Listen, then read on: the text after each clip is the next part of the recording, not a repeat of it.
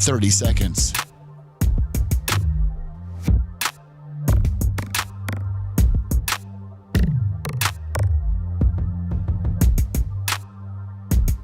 The show will start in 15 seconds, and this is your last audible warning.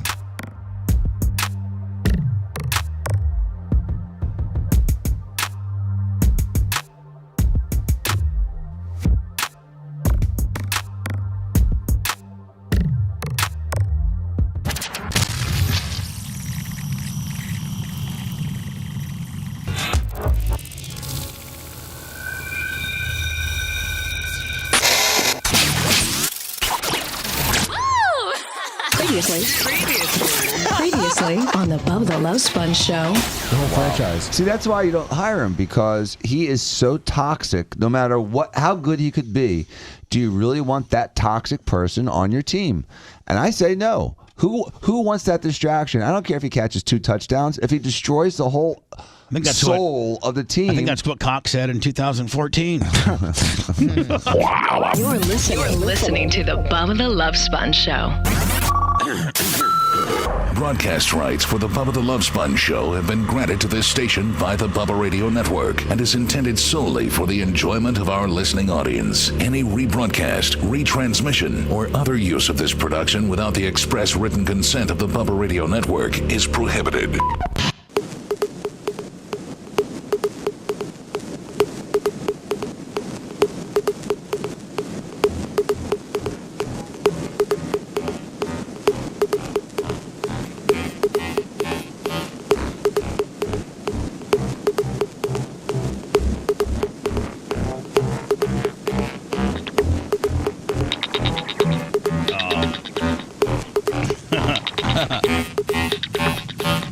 Hello, it's the Bubba the Love Sponge show. Been quite the weekend. Bubba the Love Sponge show.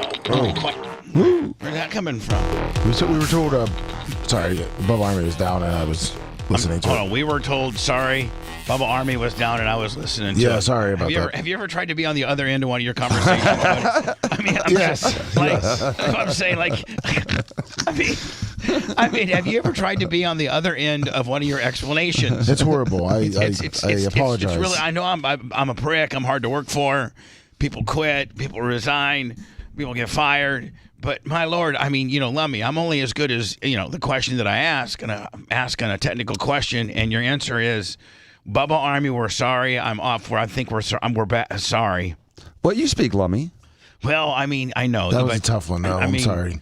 Yes, I do speak Lummy, but, Lummy is like almost, like, when your kid gets to be a certain age and she or he says something and you know what they mean because they've said it so much, but it's not audible, like it's not, recognizable to like maybe your, Steven, your brother, because he's not been around your kid long enough, he doesn't know what that particularly means. Like Thiefhoot Hour?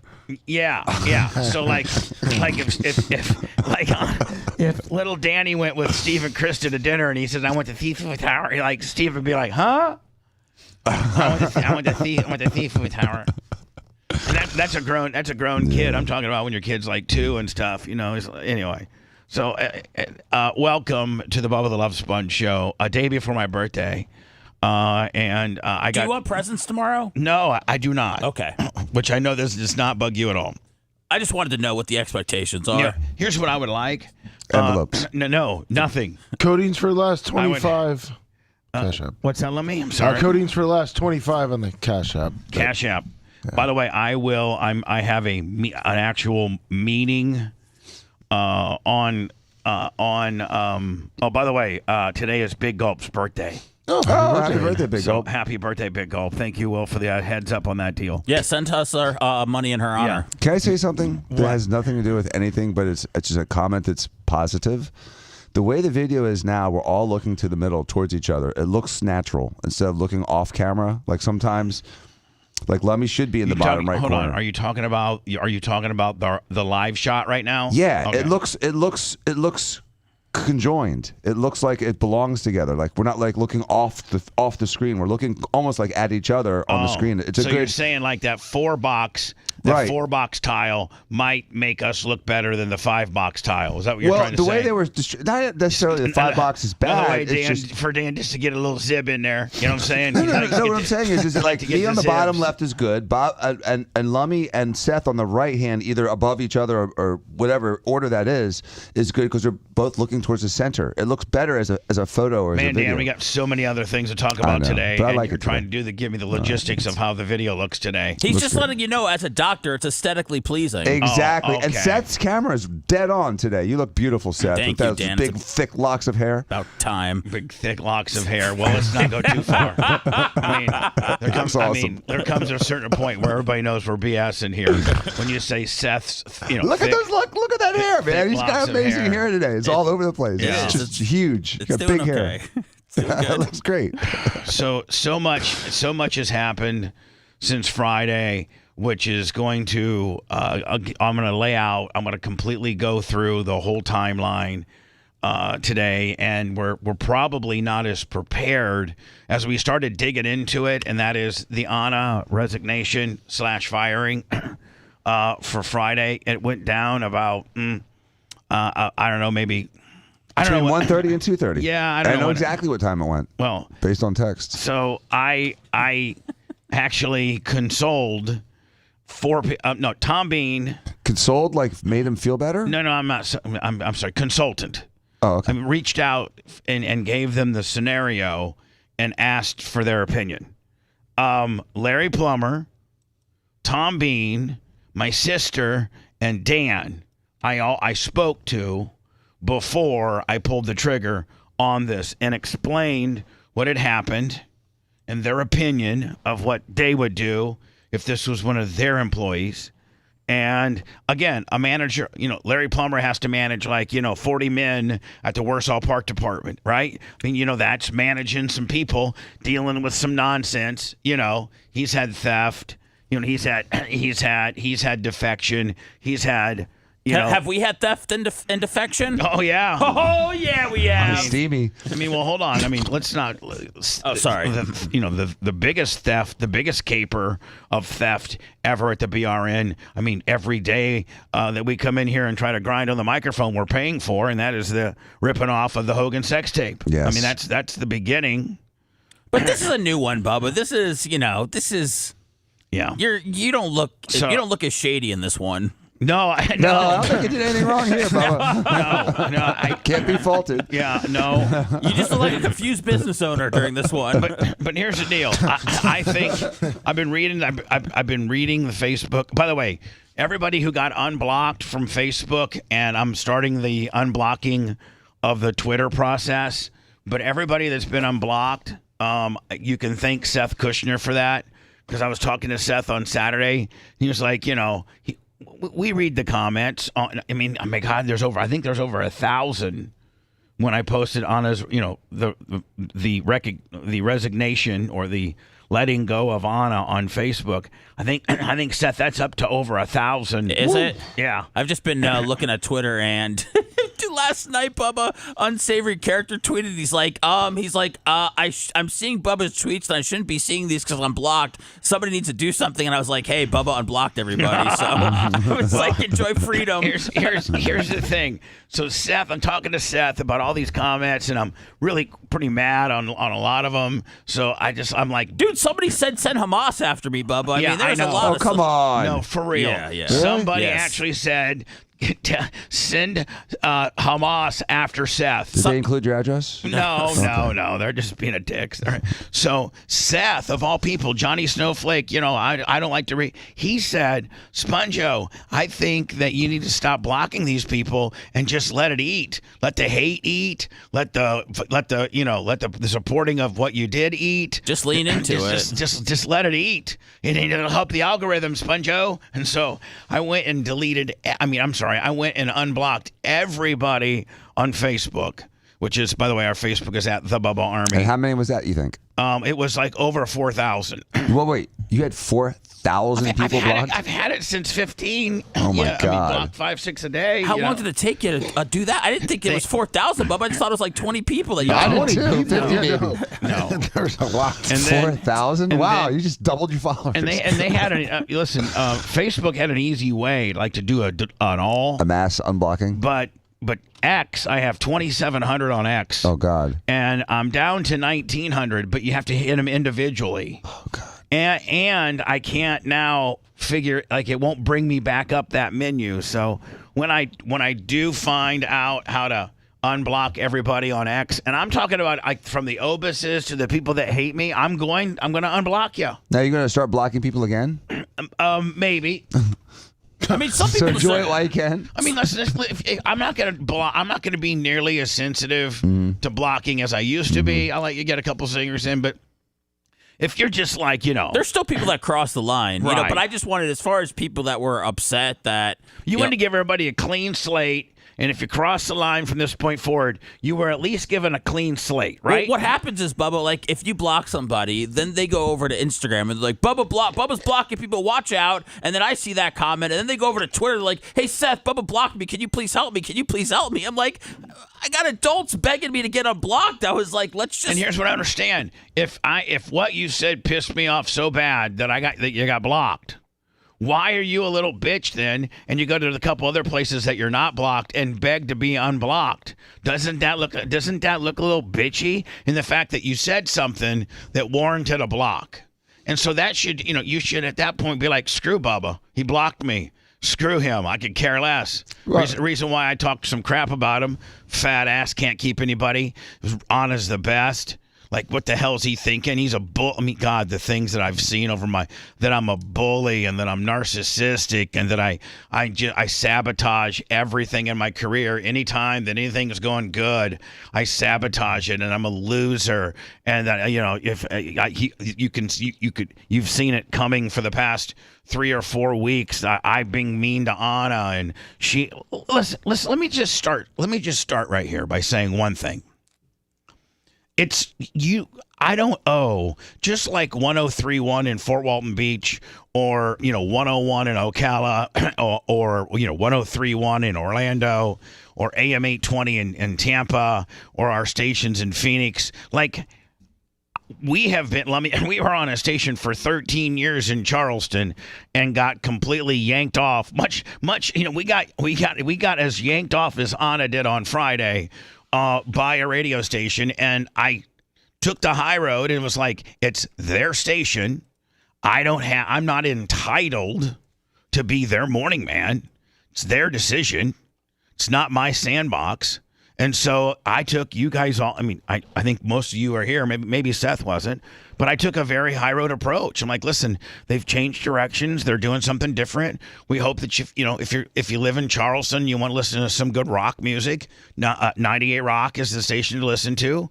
There's certainly, if you're Bubba Army and you live in Charleston and you'd like to find us, there's several ways for you to be able to listen to the program. YouTube, Rumble, Facebook. Twitter, Bubba Army HQ, iHeart. Like, you can, if you want to watch or listen to this program and you have a cell phone or the ability to hook onto the internet, you could be anywhere basically in the world and listen to the show. But I didn't dog them and I didn't tell them how stupid they were. They don't owe me anything. They gave me an opportunity to speak on their airwaves for 12 or 13 years, and me and my guys made a major, major, unforgivable mistake that cost us our job. I mean, if we were to be intellectually honest, that's the truth. Yes, it is. Right? Yes. We never talked bad about them. We didn't we didn't get in and tell them that they owe us. So what pisses me off? It was nothing malicious. It was just something that was a little negligent, and it was just unforgivable. Right. And so here's the deal. Like, people get on me like, I can't believe you did that to Anna for 4 years. She stood by her. Hey, I don't owe Anna. I don't owe Seth. I don't owe Lummy or Big or Dan. This isn't a jail. Like, no, there's no contract. You Right. can come and go as you please. I have no contracts with anybody other than I've had everybody sign an NDA. We signed that? You probably haven't signed it. Yes, you did. Oh boy, sign I better talk to somebody before I sign it. So, Jeez. and so If Simon and Schuster's out there, I got stories. So here's the deal. People they yell at me and they call me names, and I'm a bully and I'm narcissistic and I can't take little jabs, and I can't take people emulating me and correcting me and trying to be funny. And I got news for you. I take more ribbing and more jabs at me than Howard doesn't allow that. I mean, that's been a big part of your show. I mean, For ever years. since Spice was here, Yeah. right? But what I'm saying is, it's like they're saying, she did it too much that I got rid. No, I'm the one host that allows more ribbing back at me than anybody. You're a good sport. And sometimes I lose it after it's become a little excessive. I lose it and correct a person. I have every right to correct. Like, Bubba's been really hard on Dan lately too. When I'm hard on these guys, I'm not hard on them. I just have a certain sound I want the show to sound like, and if we start deviating from that sound and start getting too campy or too whatever way, I will pull somebody in. I don't have a meeting with him in my office afterwards. I just do it on the fly as it's happening. And you don't hold a grudge about it. I don't. Listen, if you've said it to me before in the past, you're like, Danny, I need you to do this differently. Stop doing this. I'm like, okay. And it's not like we're not friends about it. It's just like it's called coaching. It's called training. It's called input. It's called feedback. It's how you make things better. And so Anna, I've just seen it all, that I'm a bully and that I owe her, and I don't owe anybody. You guys must have to know this. And this is the audience. This is the Bubba the Love Sponge show, and I've been doing radio since 1986. And the amount of people that I have had roll through here on my radio stations, my various shows that I've had over the years. Not one person stayed forever, Bubba. Not one person has stayed forever. And that's not uncommon for a show to have people come and go. And the testament is to me. I'm the host. It's my show. I can plug and play about anybody. I mean, Lummy, I don't know that anybody could necessarily paint you in the light that I've painted you, incorporated you into a monologue-based radio show, and make an absolute superstar out of you. I don't know that anybody else could. No one could. And Seth, you have been on other shows and done well on other shows, been co-hosts, like Pratt, you Fisher and Boy, and with Jade, and you had a great run with Drew and John Senning. You've been on a bunch of different radio stations, and I think that I handle you probably the best, and you have more freedom here than you've ever had anywhere else. I feel. Yeah, full freedom makes it seem like I'm having like orgies or something in the studio. But yeah, I have freedoms here. The only thing that's tough is when you force me to wear your beanies when we're working out. But other than that, it's okay. I'll dress up for you. You don't have listen. You don't have to wear those beanies when we're working out. But your hair will look like Kramer when we're done. But when does it not? Well, I'm just saying, It does right now. Realistically, those beanies are to really keep that wild nest of yours and kind of. I know, Bubba, but Is it like a food beanie that they wear so you don't get hair on your equipment? It's an athletic cap. Oh, okay. I'm thinking like a lunch Seth, lady net. You don't have to wear it, buddy. I just provided it and see if you wanted it. You don't have to wear it. Okay. For real, you don't have to wear it. No, I appreciate it because it keeps your hair it keeps your hair from going wild, because your hair starts going wild after a while. I'll get a headband so I'm not sweating. But Oh, yeah. A good 80s headband. Today's journey. Today's journey is we'll get into some news, but I'm going to break down the Anna resignation. But before that, if you look at the timeline of how all this started exactly 1 year ago when I fired Blitz. And for all those that have been crappy to me on our various forums about this particular topic, Anna being let go on Friday, people that have been crappy to me, I think you might have a different outlook if you know how all this started. and the high road that I took with the Blitz situation.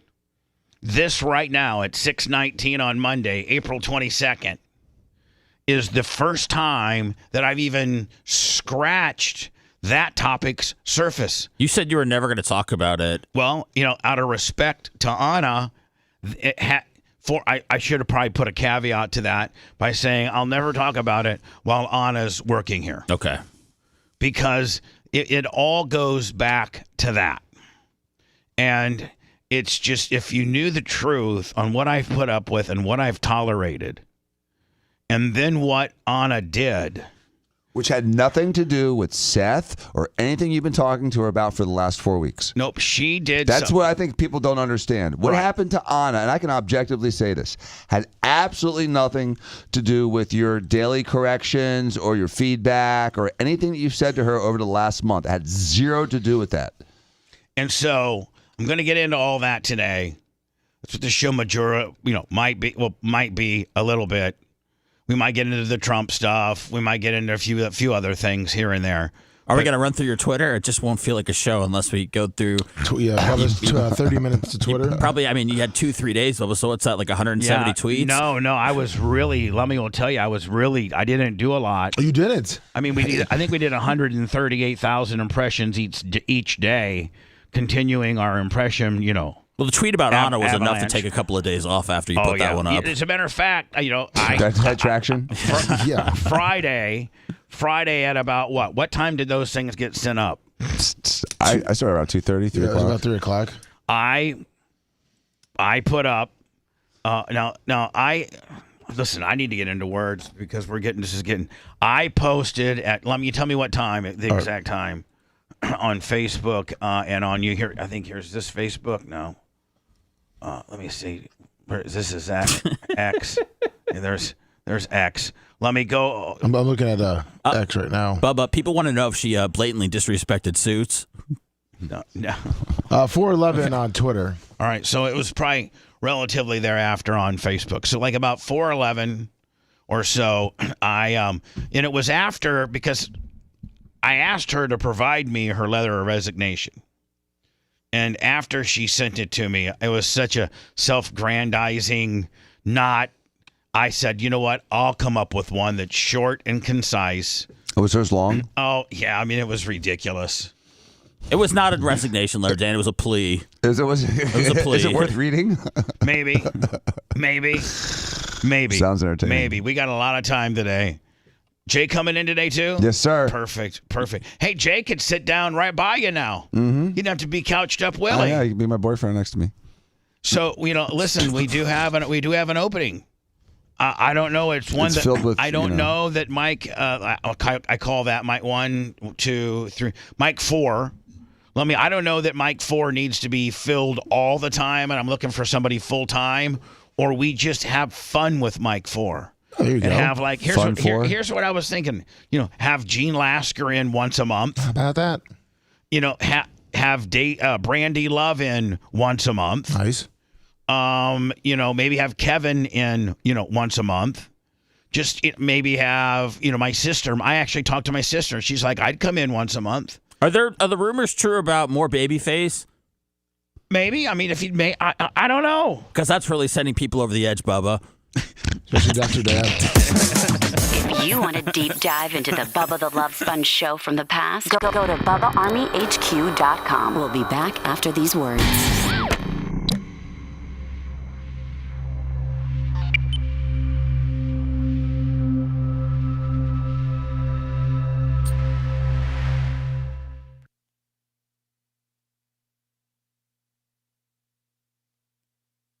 Available, Bubba.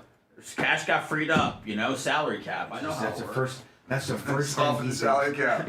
That's the first fucking thing he thinks of.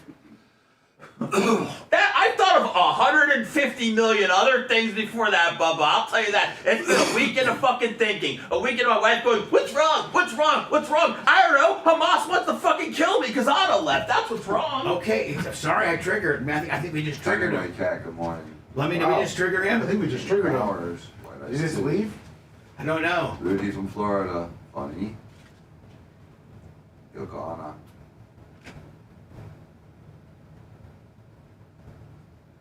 Big Buck, Wolfgang, Trick Me, good morning, Bud and Bob.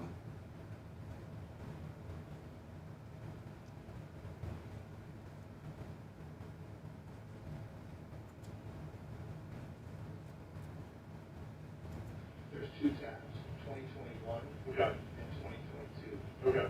Eventually, once we get these two done, we'll get these done first, so we can file these. Right. We're gonna need to go back and do the 18, 19, and 20 hours. Just so that, you know, with the offering,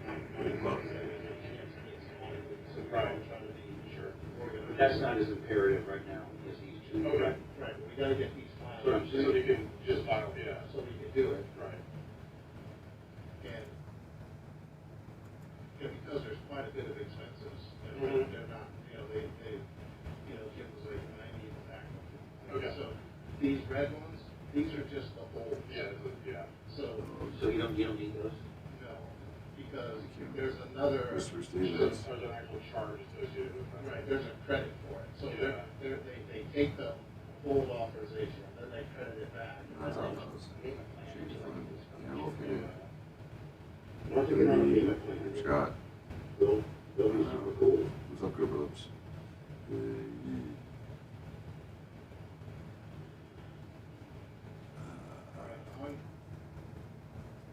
What's up, Attack of the Dog? Fan in Orlando. Roberto Perez. Sizzle, Slizair. Good morning. Rhythm's the new door code. I know. There's just no flow to the door code, man. I know. Would you two? You know what? Brian had to explain to me where the last one originated from. Oscar guns to us. Which I really thought was really next level. Cooties from them, though. Picture students. Dude, how about that 91 cents that I donated on Friday night? That was remarkable. I had to wait like an extra 5 minutes for you to read it. Jesus, I thought it was instantaneously.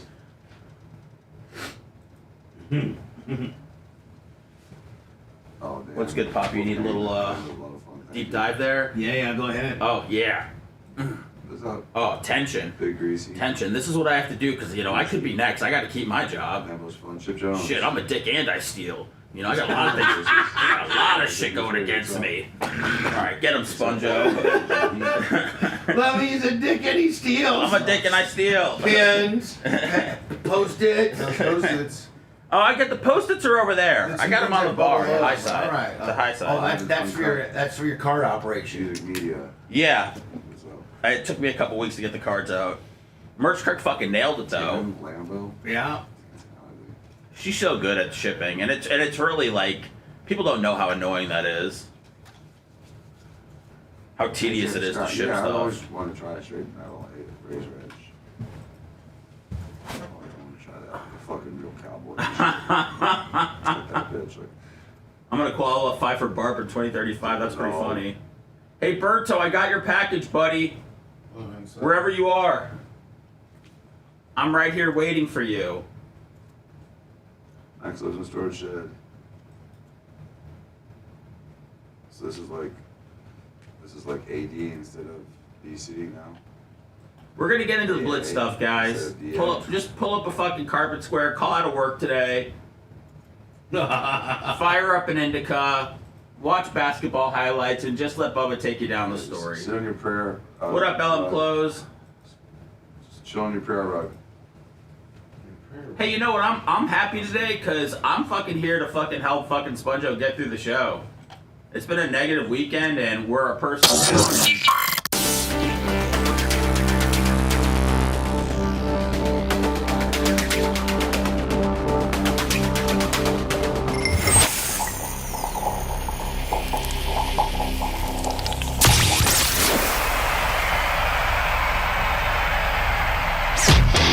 Make sure you subscribe to Bubba Army HQ. Otherwise, Bubba will have to take action. And there's a lot of power behind those short arms. Welcome back to the Bubba the Love Sponge Show. I think it's Gary the. Did Gary the Cantrell come up with a little teaser video? Yes, he did.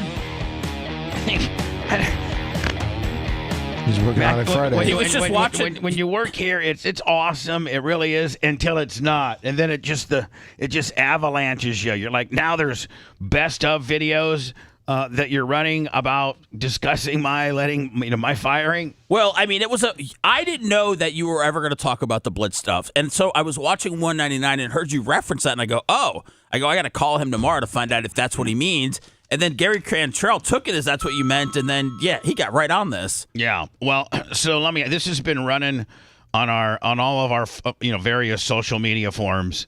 This teaser about today, and it's pretty funny actually. Yeah, he worked on it Friday night, right after 199. Right. Bubba 199 was Friday night celebrating my birthday. Thank you. So many great large contributors. A little light on the jugs, but you got the job done. Light on the jugs. Yeah, you're right. I need beef. Yeah, it was a sausage factory. It was. Macho Man actually looked more pissed off than usual. Were people not picking up his vibes of the party or what? Macho Man, were you mad? Were you mad Friday? No, I was having a good time. I don't understand what the hell he's talking about. Yeah, exactly. I can't tell if he's mad or having a good time. It's the same kind of. It's true. It's true. You can't tell whether tough. Macho is mad or having a good, because it's both the same. I was very focused. Okay. He was like 7 months, Mountain Dews deep. Right. Anyway, here is the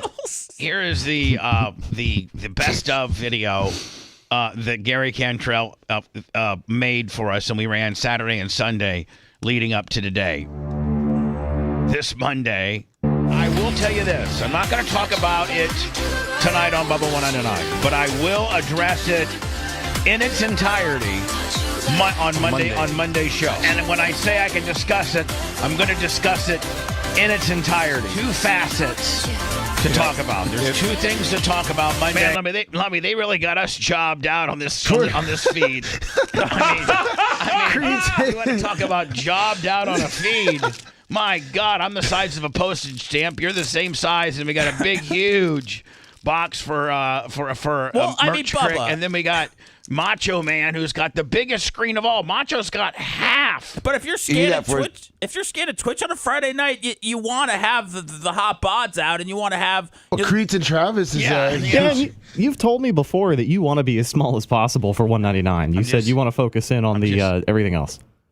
Listen, Rat, don't turn into an Anna and make this into a racist thing, okay? I didn't say anything racist. I'm just telling you what you said. All right, listen. You think Macho's too big? Yeah, it's because I'm black, Bubba, is it? It was because you're red. I'm a red racist. But Macho's arms need that much room. It's true. No, Rhett, your feed's fine. I was just trying to be funny, my friend. Here we go. Hey, we'll talk about it. If you know, you know. Oh, you're gonna know. You're gonna know on Monday. Everybody's finally gonna know everything on Monday. A lot of people have known for a while. Like the deep people in the Bubba Army. It's been a word of mouth kind of deal. Yeah, it has. I mean, people needed to know. Some people were deniers, though. There were. Let me tell you one thing that I don't appreciate, and this pisses me off, and that's doubling down on something that you've been accused of or that you did, but yet we got it all handled. Like, we handled it. We had a meeting about it. I apologized. So I'm watching Anna's show on Friday. I'm watching it. I'm actually watching it. And this is before I got the phone call as to what she did. The intel? Yeah. I'm watching her on Facebook, just watching the show. And she gets off on this whole big racist rant on how I called her racist. And she was still having a tough time with that. And like she was struggling with that, and it's just not right. And oh my God, Bubba called me a racist, and that's the worst thing you can call some. Well, really, it's not the worst thing you can call somebody, because you know what? And here's the thing: if you call somebody racist, but you don't mean it, and it's in a joking way, and you clear it up, and you have a conversation with that person that you were doing a joke on. In this case, it was me, Bubba, calling Anna Hummel racist based on I felt her throwing of a fit of the African-American barber, one of which, Carl, was on her microphone, and we didn't change out her. I mean, if we really would make this a special, Lummy, we should get that piece of audio Yes. And then get the next piece of audio of me having when I opened up the next day's show and I apologized to her. I'm like, Anna, I genuinely do not think you're racist. I am so sorry. I was on a live high wire. We were out. We were showing out. We were having fun, and they don't think it, and I don't think it, and I apologize. Now, Seth, you were part of this. You're the only person that was part of all shows.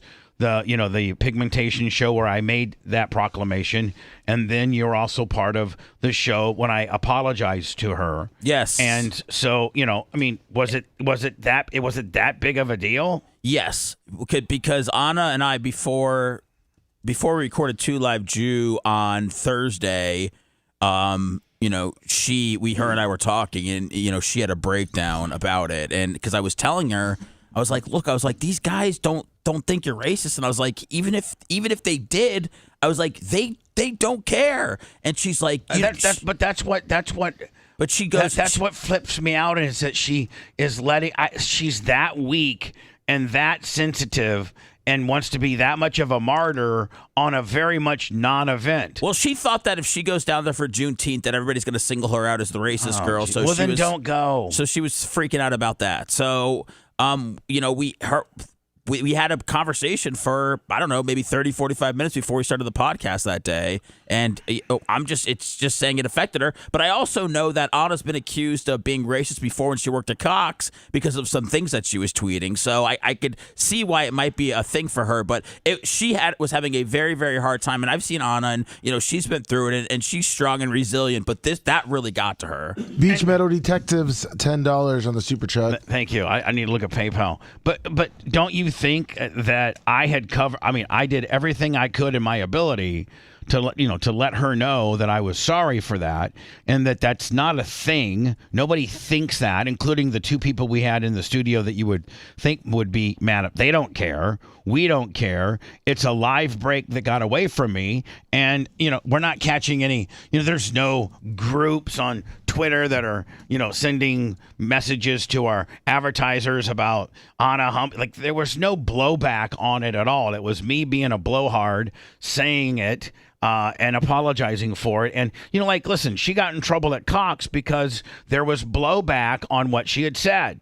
Her epileptic thing and, the things that she posted. The reason why she got let go there is because there was blowback back on what she said. There wasn't any blowback on me saying she was racist and people believing it. There was zero blowback. Would you agree to that?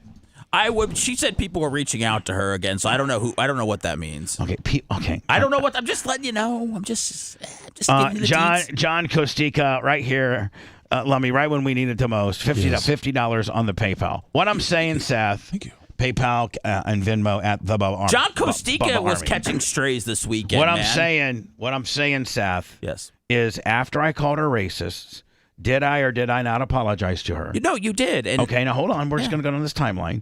And was there any blowback from anybody that mattered with regards to putting her in bad light? An advertiser, Craig and Rio. So what? There was nothing. There was nothing I saw. Nothing I saw. The only people that were most tore up about it was her. Yes, that's it. So it started out that. So I'm watching Friday on her after show, and she's going on and on about this and how it's not cool, and she's really having a trouble. She's really having a troubling time with it, and this. I'm like, sister, let it. What? You're the one that's keeping this alive, and you know what? And she was bitching about, listen, I've been here 4 years, and I ask for very little things, but my microphone being changed out is one of them. Let me tell you something. This is one of only a handful of places in America that's a radio station that legitimately gives you your own microphone.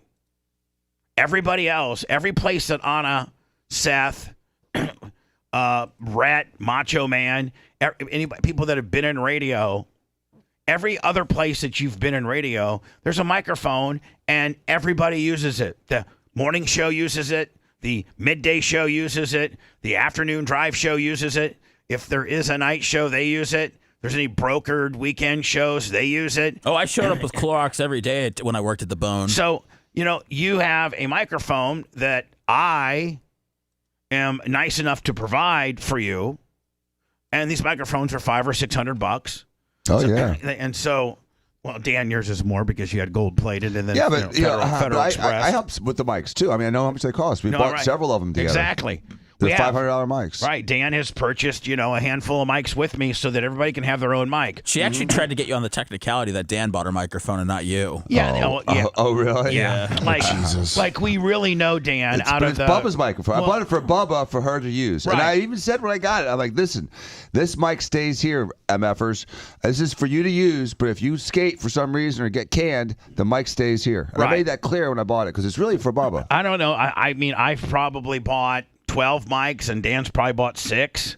I mean, like over the years, and all the microphones. 5, 4, yeah. So when she starts bitching on the air, she about her, who the hell? This is how this all started. She rolls up in here one morning and she realizes the day after the Skigmentation show, Operation Pigmentation, the 2 African-American barbers that own Latin Sons that have become a huge podcast partner with us via Seth, that they talked, and the microphone positions that they used were Anna and Dan's. Dan's mic got switched out, I think, and for whatever reason. Well, we always switch Dr. Dan's out after he leaves on Tuesday for Babyface. Right. So right. That's really the only person I don't want on my mic is Babyface. Well, but you know what? Latrine teeth. But if we made a mistake, you wouldn't go on and on about it. If I just said, Dan, we messed up. It's not that big of a deal. It's more of a rib. It's a joke. Exactly. Here's some microphone sanitation spray. Please don't give me a hard time about it. Yeah, I mean, I'll lick the floor. I don't really care. All right. So anyway, she starts in the day after the 2 black guys were in here about how somebody's been in her area and somebody talked on her microphone, and she really raised. I mean, Anna, we should do it almost an Anna and Blitz special where we put all this together, we write it, and then put it together, and it would, obviously it would start well before her microphone issue because it'll start a year ago when Blitz robbed me blind. But we'll get into that. That's all coming. That's all. Let me. I feel like I need to get maybe tuned up and write a show. And then we put it together through audio clips and video clips. Give it to the Cantrell. See if he can put that together.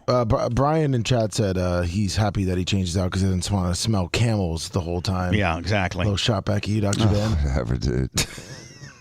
He doesn't want to smell camel. I don't want to smell tooth decay. All right, so Dan. Dan, that come on, Dan. That's kind of. I mean, I gotta get the right screen here. You don't want to smell. You said you didn't want to smell tooth decay. Is that what you said? Man. He's got sulfur in there. On Z100. So it starts out the day after the black guys were in here. She starts throwing a fit. And she's like, who is on my microphone? And I thought we changed microphones out. And oh my God, it's like Goldilocks and the 3 Bears. And again, everybody that was here and everybody that wasn't here for this meltdown, don't say anything. And everybody that was here for her little meltdown, did I take it the wrong way, or did you digest it the same way I did? And that is, she was having a little flip out moment. Well, she was going back and forth with me, and you heard it. And that's when you were like, nobody else shares microphones in any other station, so it shouldn't be an issue if somebody jumped on your microphone for a podcast. Right. Like, God forbid you think you're so effing entitled that somebody spoke into your microphone and it's a bad thing. You know what? First of all, we're sorry. 99% of the time, your microphone is switched out when somebody else is there. This one happens to be where we dropped the ball and didn't happen. I don't want to hear about it.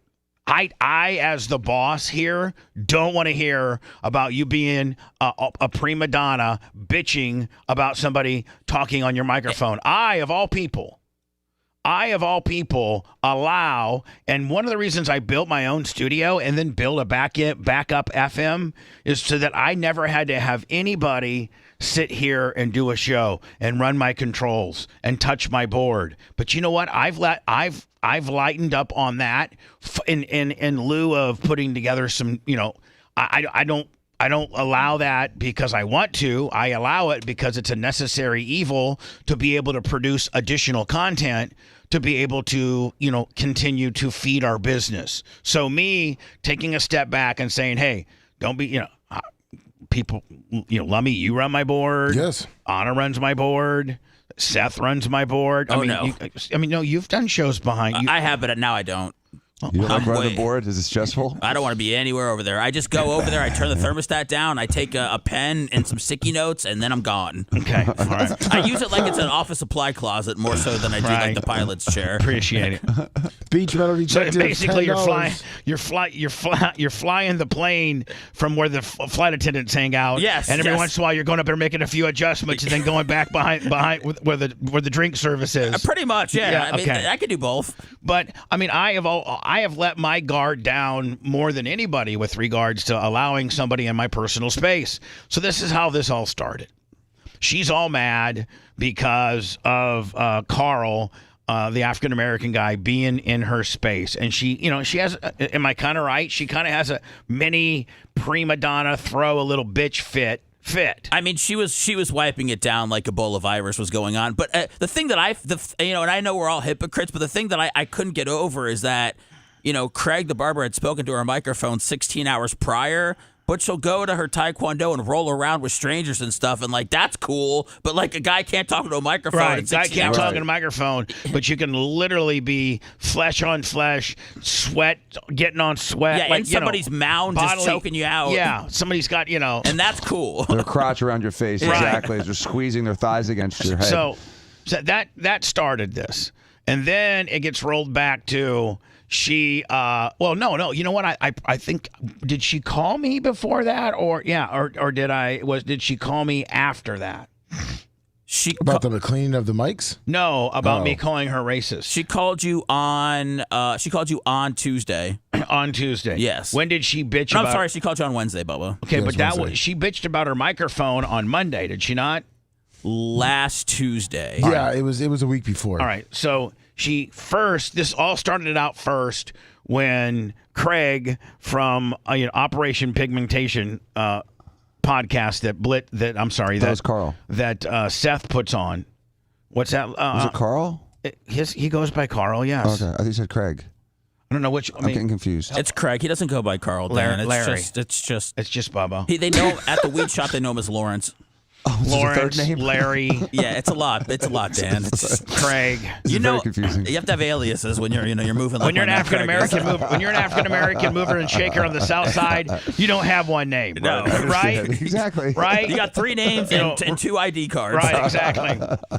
and these guys are like secret agents. So she called. So she has somebody almost like who was a.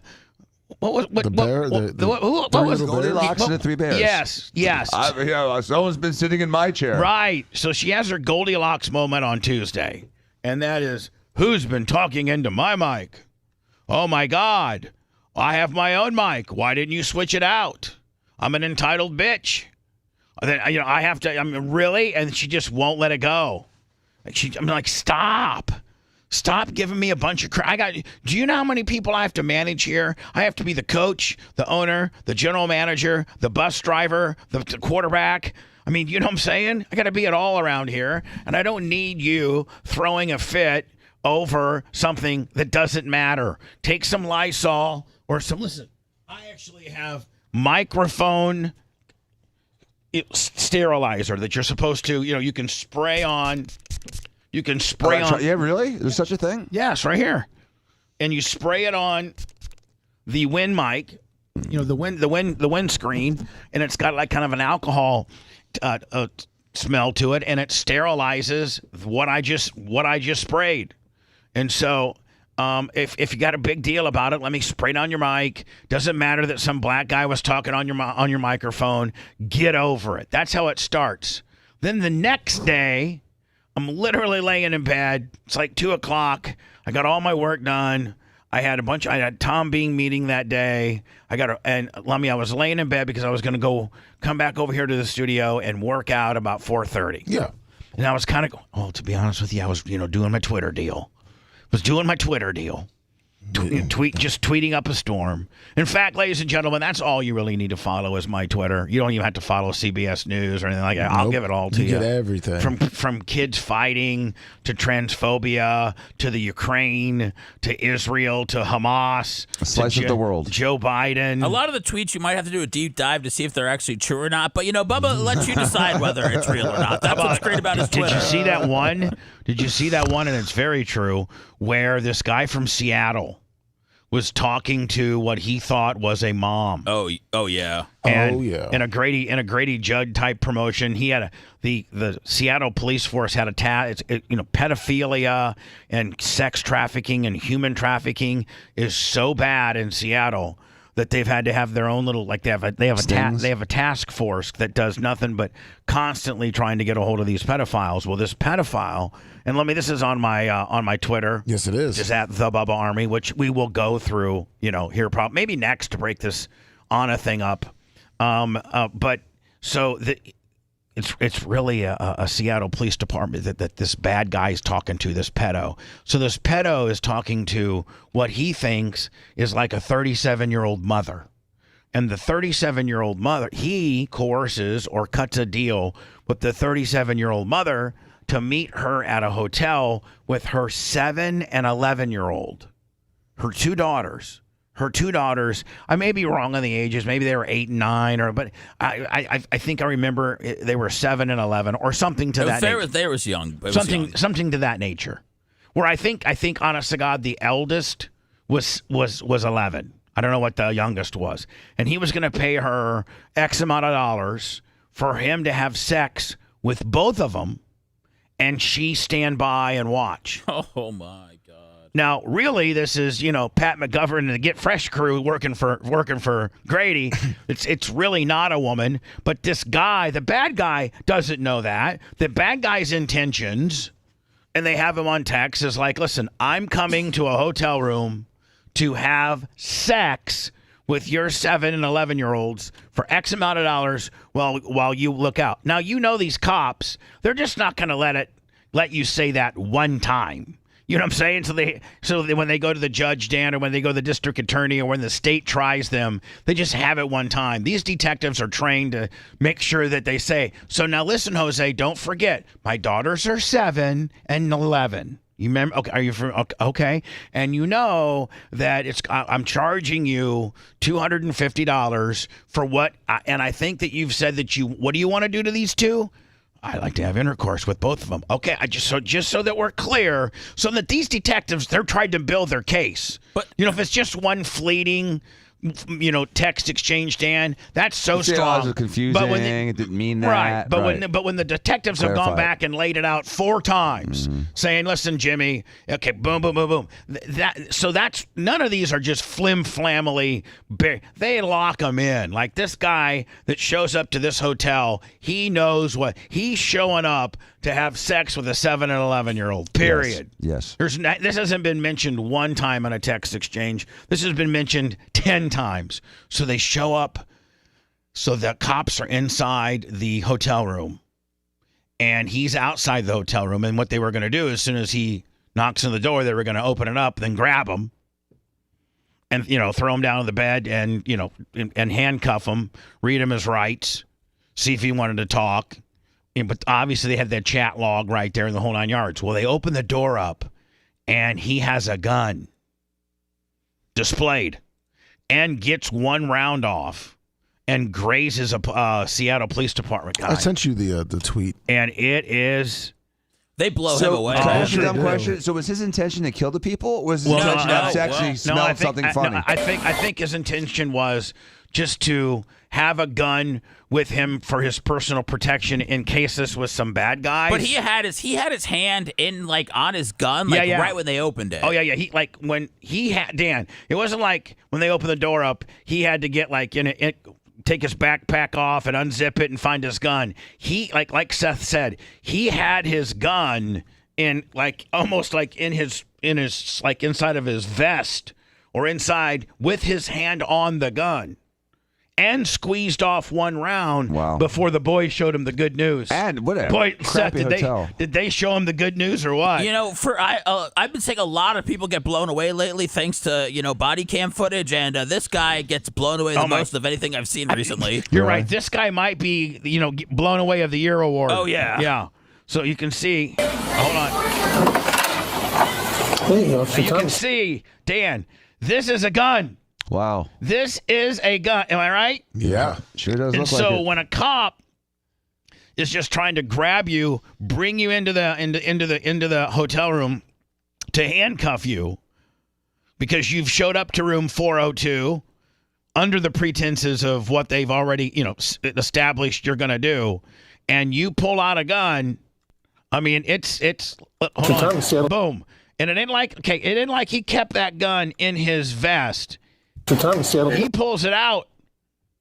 He's ready to go.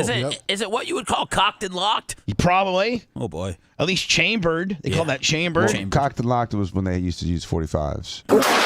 So that's the first shot, which is him, right? Him. Yeah. He shoots the gun. As the cop's trying to grab the gun away from him, the bad guy who's trying to have sex with a 7 and 11-year-old pulls the full, or the trigger gets pulled in the whether he pulled it or it got pulled in the struggle of obtaining the gun doesn't matter. One cop got grazed, and at that point, here comes the good news. Gun.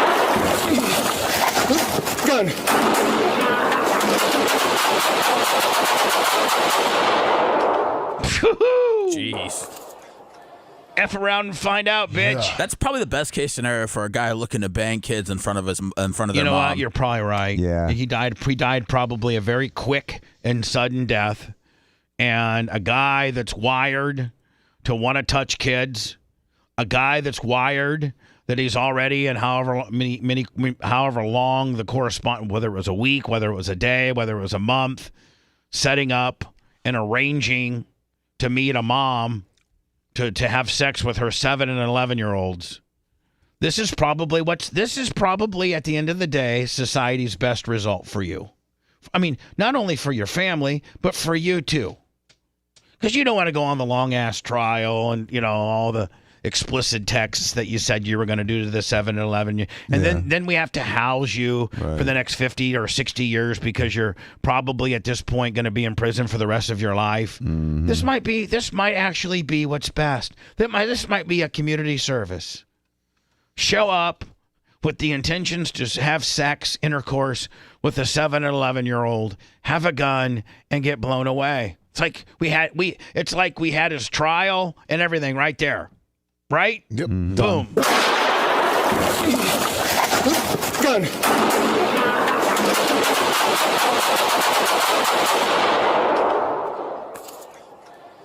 Shots fired. Shots fired. Suspect down. Help you out. Yeah, you think? Yeah.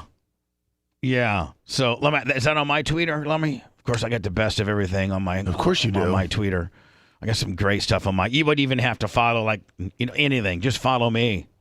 I love that you got 1,200 on YouTube today, people. Bubba, people are really ready for the drama. Oh, they are. So you know what? I'll start with.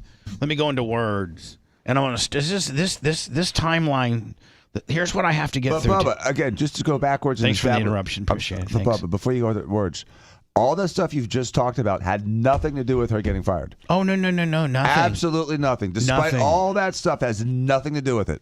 Nothing to do with her throwing a fit about, the African Americans using her microphone. Nothing about the fact that she would not accept the fact that I apologized to her for calling her racist, that indeed she wasn't racist, that indeed I was just, being a smart ass, doing, hot, live, spontaneous radio. I think Seth yesterday, when I was explaining to her, Seth, I said, sometimes that stuff gets away from you. You're showing out, you're having a good time, and you just say stuff. You don't mean them. And I said, that's exactly what, when I called her a racist, that's what I did. I made a mistake. I was being a smart ass.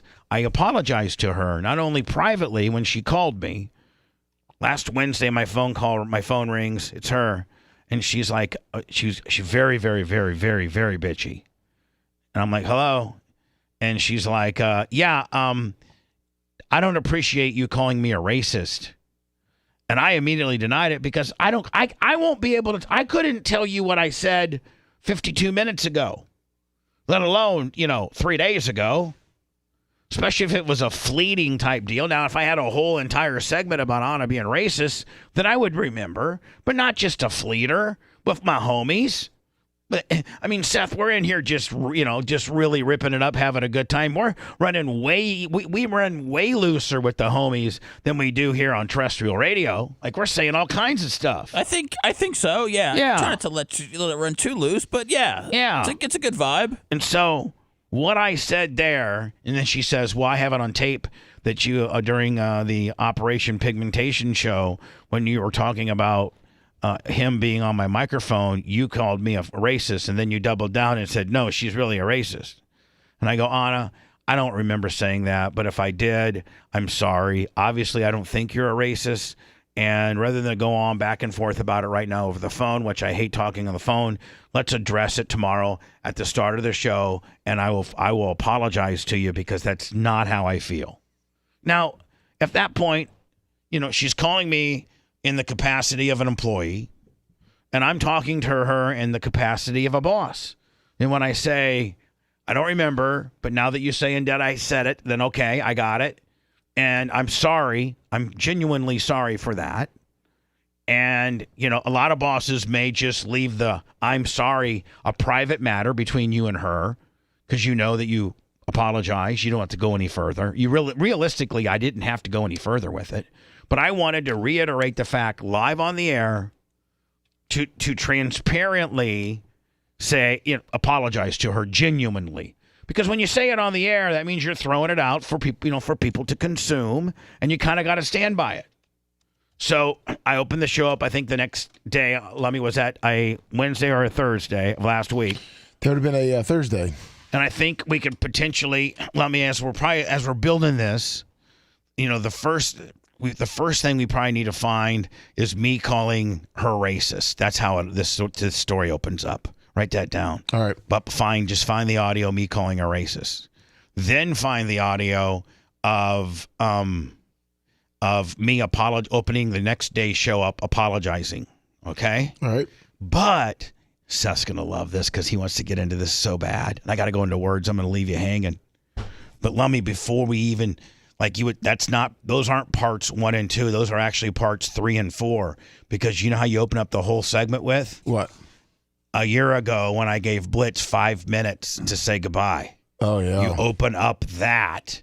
Don't you think, Dan? And this whole big on a caper. I think it's a great idea. You actually open the segment up with the 5 minutes that I gave Blitz to say he was, gone for another job.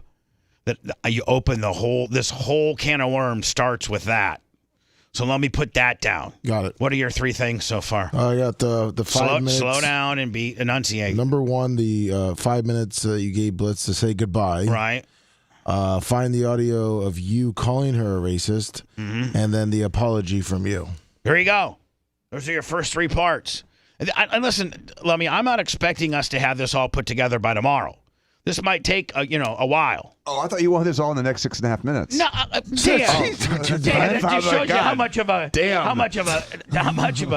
Can you put boobs on in 5 minutes? Dan. Yeah. Man, I feel sorry for Dan's workers and the deadlines they get. Jeez. No, I mean, between Rhett and maybe Gary can whittle some stuff down for us. I mean, this is a community effort, and Rhett, as I'm putting all these orders in and these pieces together, 1, help me if I forget something, but 2, realize that this is not something that I think needs to be done in the next day. I mean, this is going to be a project. I hope it's not quite as long as the bar party project. No, it's not. You're listening to the Bubba the Love Sponge Show. If you want 24/7 on-demand Bubba and the crew, go to BubbaArmyHQ.com. The Bubba the Love Sponge Show will be back after this.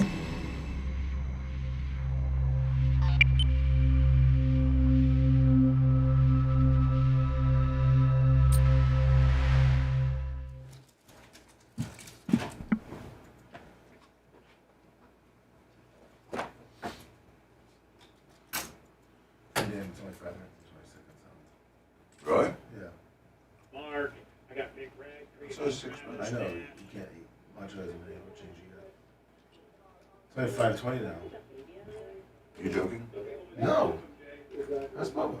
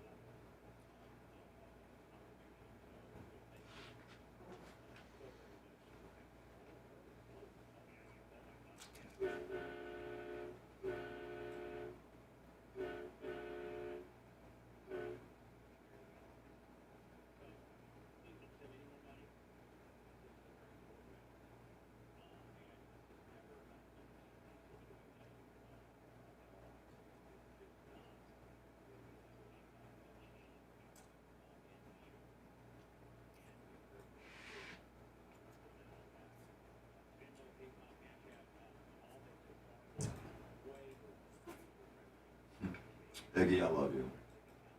Not sorry. Fuck off. I love You're being mean to Iggy? No, he said that to someone else. Oh. I love what he said. He's like, fuck, you don't like what I said? Fuck off. You better not talk bad about Seth. He's not talking bad about anything. He's just saying stuff, and someone's like, someone criticized him. He's like, I'm not apologizing for what I say. It's my opinion. Oh, okay, Fuck okay, I off. love you. No problem. Respected that. Appreciate you.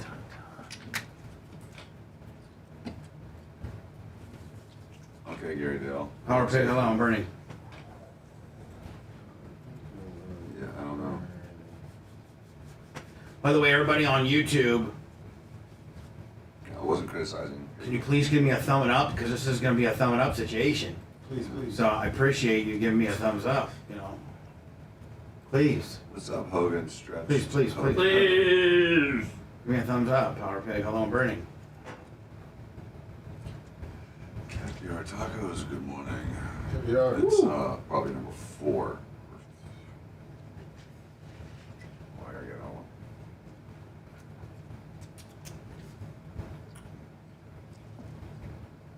Andy Hogg, if you knew the number, you'd throw up.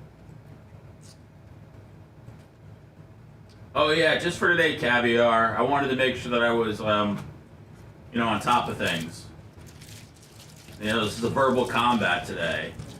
People shooting stuff off left and right. Happy trip? Yeah, Mom, you need anything? But you know what? No, sir. I like when I left this job before, I was a bitch and a flame out and a snowflake, and then Anna's gone, and then it's my fault. I'll take it fucking all. Yeah, I will tell you guys, I do all managerial changes based on Seth. And so I only listen to Seth, and this is Seth's call 100%. So even though we all forget that I actually got Anna the job here, that I brought Anna to Bubba after she got fired for making fun of epilepsy multiple times. I brought her to Bubba. Bubba had actually never heard of her, so I had to give him a good sell. And he brought her on. He did have to do a hard sell job, and he brought her on. So.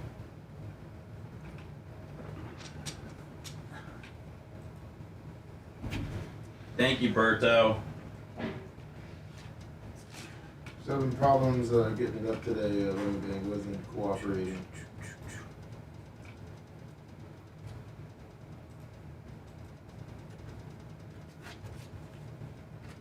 Thanks, Man Crusher.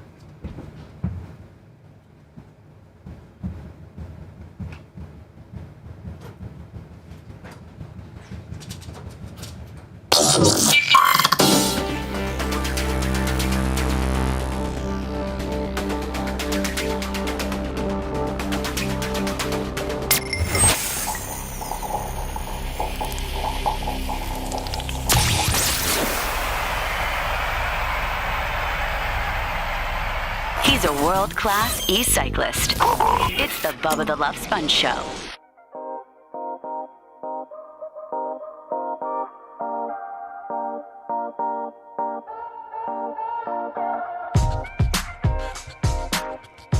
Today's after show will just be me, Lummy, Rhett, Seth, the Macho Man. And listen, I don't know necessarily. F you!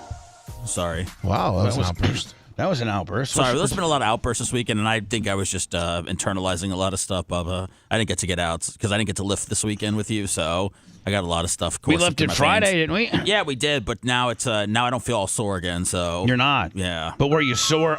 Were you sore a little bit on Saturday? Yeah, I felt great. I love doing. Because being sore, once you start getting into working out, being sore means you did something. Yeah, absolutely. I love it. I love that I'm back. I love that you're letting me use your gym and training me. It's awesome. Now, Dan, like when we went on that 22-mile bike ride where I had an e-bike and you didn't. You had a regular bike, although a $12,000 one. But anyway, it was completely human-powered. Like there's no assist at all. Right.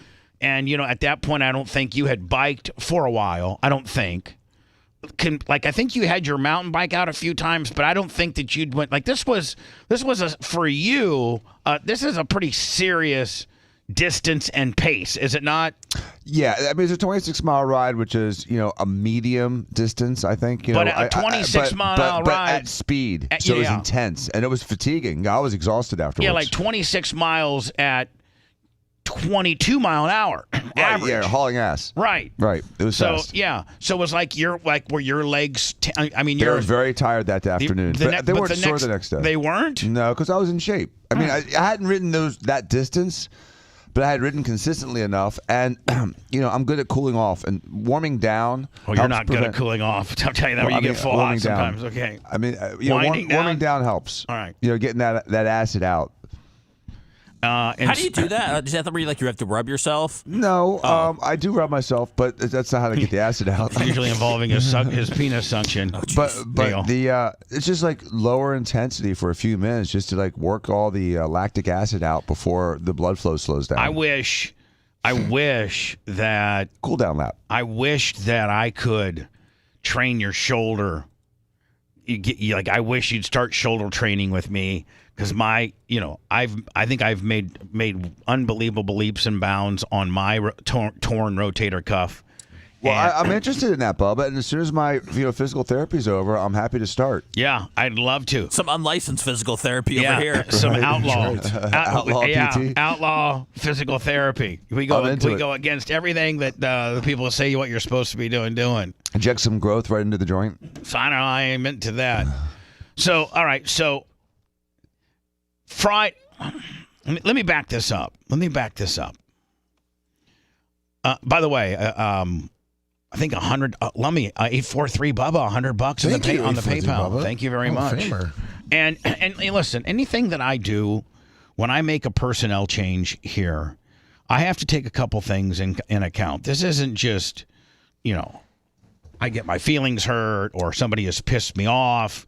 Or somebody has, ripped me off, not extorted, but embezzled hundreds of thousands of dollars, or just genuinely pissed me off, like Tuttle. Or I have to take in consideration as to how popular that person is. Even though I often get mad, it's like nobody would be popular without me. Nobody would be popular without me having created a infrastructure of a facility, 2, a library, 3, 6 terrestrial radio stations, and then all the platforms that we've built. Those are all mine, owned by me. And that is the audience that you have, all because of me. Because I'm the one that, we have about, Your milkshake 30. brings all the boys to the yard. We got, our costs. I'm just going to give you a little bit of insight. It takes about $33,000 or $34,000 a month for me to keep this show on the air.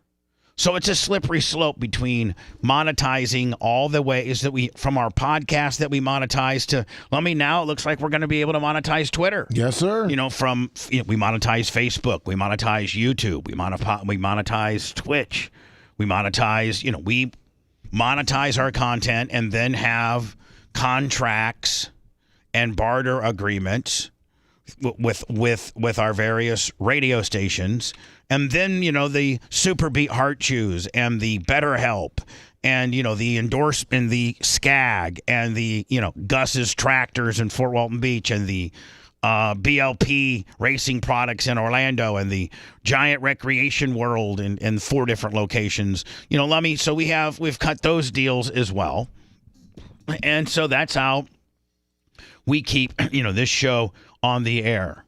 And so when I'm going to make a change, I have to keep in mind that certain people potentially could affect our monetization in different ways. If I get rid of, Tuttle, I don't know if there's a bunch of my big whales, so to speak, customers that are going to stop contributing because I got rid of Tuttle. Yeah. Anna, on the other hand, was well-liked, was very polarizing, as we all are. We're all about 50-50, well, except Lummy. Oh, thank you. Me and Lummy's like 90-10 loved. Ooh. Seth is 50-50 at best. I'm probably more 40-60 that you hate me. Dan's probably 50-50 at best. Jay's probably, I'd say, like 60-40 to the like. Babyface is like 30-70 to the not like. Rhett is probably 50-50. Now, Rhett's a good guy. They like Rhett. He doesn't really say much as far as, being a dick. So I'd say Rhett's, 60-40. Mach, 60-40. Anna, I think, was 50-50 at best as far as people liking her versus not liking her. And there's some things that I could overlook, like Seth's meltdown the first time he was here. I had to weigh out, is his meltdown worth doing that? Am I going to allow that behavior? Am I going to fire him immediately, or can we work through it because he's a talent that I think I need and I think contributes and makes me better as a host? And Seth Seth and I had that discussion.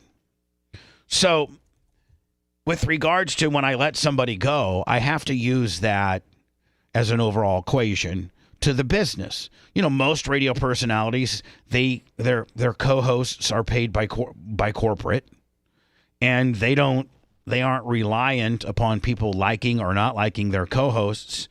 The chances are their dollars don't change at all based on getting rid of somebody or staying with somebody.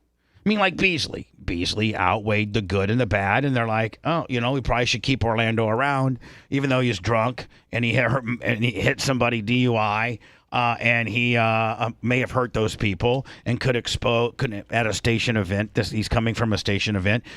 Dan, I've been sued multiple times in this market, and the radio station invested the legal fee because they figured, what I brought in #1 ratings and mornings outweighed the potential lawsuit we're going to face. It was worth it. So you got to weigh out this stuff as a business guy. Mm-hmm. So Friday, after this one particular event happened with Anna, I call up in this order: Dan Diaco, Tom Bean, Larry Plummer, and there was one other I called. Damn, I had one other. Tara. And Tara. And Tara was in Nashville setting up for a convention. And it's like, I'm like, Tara, I only need 5 minutes, but here's what went down. And I laid out the Anna story. And my sister was like, you can't allow that. You cannot allow that. And I called Dan up. I told Dan the story. Dan's like, you know what? That happened to me one time, and that person was gone. And I'm going to leave it that vague, Dan, until we get into it a little bit better. Okay. I called Tom Bean up, and he's like, well, that's your call. I wouldn't stand for it. And then I called Larry Plummer up, and Larry Plummer's like, Larry was actually the hard ass about it. He was like, you should have got rid of her a year ago. Well, that's what Larry Plummer said. So that was the 4 people that I have businesses and have to deal with people and employees. Lummy, I don't think right now, because you're out of the fish business and stuff, no. I don't think, other than your wife and some contractors that here and there that's working on I don't think that you really have to manage people too much. No. You just got to manage yourself, your kid, and your wife. Correct. Yep. That's it. Yep. So anyway, somebody on Rumble during the commercial actually, Lummy, sent me the Blitz saying goodbye. Oh yeah. Last year. Yeah. And God, a lot of times chat is a little bit of a pain in the ass and they don't like us, but boy, they know where a lot of things are, and sometimes they can really, that's an assist right there. It is. That is an assist. I got the podcast audio for you here shortly too. Oh, okay. I'm just going to play this real fast though, but as we're building the story that we're going to make. Yeah, just for later if you need it. Perfect. Thank you. Yep. So Blitz did something last year that put me in a position where I had to get rid of him. And I'm going to play portions of that later. This is an all-day event. This is such a huge thing. But Blitz put me in a position last year, and it was almost exactly they got fired, or they both left the show within 6 days of each other. Blitz's last day was April 14th of 2023, and Anna's last day was last Friday at 4:20. Lummy looks exactly the same today as he was in. I'm wearing the same shit. Oh my God. Same headphones. Except his beard's a little bit more on point a year ago. Different mic cover. Yeah, different mic cover. So Blitz didn't have another job. I fired Blitz, and Blitz asked me that day. I went a month as I was going through the Blitz information, playing, as if nothing was happening. The one thing this is going to show you guys, I think the chat is going to have far more respect for me. Listen, I don't care. I hope so, because they're holding it against you, Bubba. Because they're like, oh, Bubba said that, he didn't get fired, that he left for another job, so then he's lying. Well, it's like, listen, give him a chance to explain why he did that. I lied because had I told the truth, he would have looked horrible. And so I tried to make my friend, who should be in prison, I tried to make my friend not look like a thief. And I let him, and so for like 3 or 4 weeks, as we are forensically investigating what Blitz did to me, I'm playing like it was no big deal. Like, listen, nobody knew about this. Lummy, you knew about it because Ashley was helping me with the Excel spreadsheets. Yes. But you and Tom Bean, Red, I don't know if you knew about this or not. But anyway, we're for a month. March 29th, I was closing out the show's PayPal. Hall of Fame Cable Dog, $100, Venmo. Thank you, Cable Dog. March 29th, I was closing out, February 29th, March 1st, I was closing out the month like I do every month. And when we started the PayPal account, I told Blitz that he could use that money as a slush fund to buy anything that we needed for the radio station. Water, paper towel, toilet paper, cleaning products, peanut hay for the goats, microphones, anything that we needed for this company. Jeans. Yeah, not STD tests. He bought like 10 pair of jeans. He bought a $600 4-inch lift kit for his Polaris. He bought a $1,800 AR-15 from Bradenton Armory. He bought side-by-side covers. He bought welcoming mats, shower curtain rods, an STD home and a home STD kit. Yeah, I didn't. So as I'm looking at February's PayPal, I noticed that for the first time in a long time that PayPal wasn't a positive for the month. Like usually we'd get like $3 or $4 grand in over the month, Lummy, and it would be like, we had like, 1,500-1,600 in expenses, and that was kind of like what it usually was. So I never really, and shame on me, but this does not happen now because I've locked PayPal down so much that nobody has access to it except me. But when we opened up our PayPal, he had a credit card and he was to use it for station stuff. So I start breaking it down early March 1st, and I find all this stuff. Well, the problem too is that we got suspended from, I think it was YouTube. We didn't do a $199, so we didn't have that big monthly pop. Yeah. So anyway, I start looking into the PayPal deal, and I find stuff that, I'm like, wow. Oh my God. But it was planned out because didn't he get gift cards and then go use the gift cards and buy stuff? We'll get into all that. All right, the even more detailed on that as we're building this. But so the first thing I do too is I go to Tom Bean. And I go to Tom Bean and I said, Tom, here's what I got. And Tom says, that's okay. Let me have a meeting with him and tell him that he needs to go through all these expenses. The 4-inch lift kit for your Polaris, your 36 by 34 Wrangler jeans, your guns, your just, everything that I absolutely positively know is not a BRN expense. Go through and give us an explanation as to what it is, what it's for, and in an Excel spreadsheet. So there's like 290 or 280. There's over 247 of these charges. Not $247, 247 charges. For now, this was just different events. Now hold on. This was just fiscal year 2023. So Tom Bean meets with him. I'm there. I have footage of that I can play here momentarily. And Blitz spends the weekend, says, I'll have it to you on a thumb drive, comes back on Monday, gives it to me, and gives me $1,800 cash. And I'm like, what's this? And he goes, well, I went through, and I think that's about, I gave him his cash back because I knew the figure. And the figure was closer to 70-some thousand.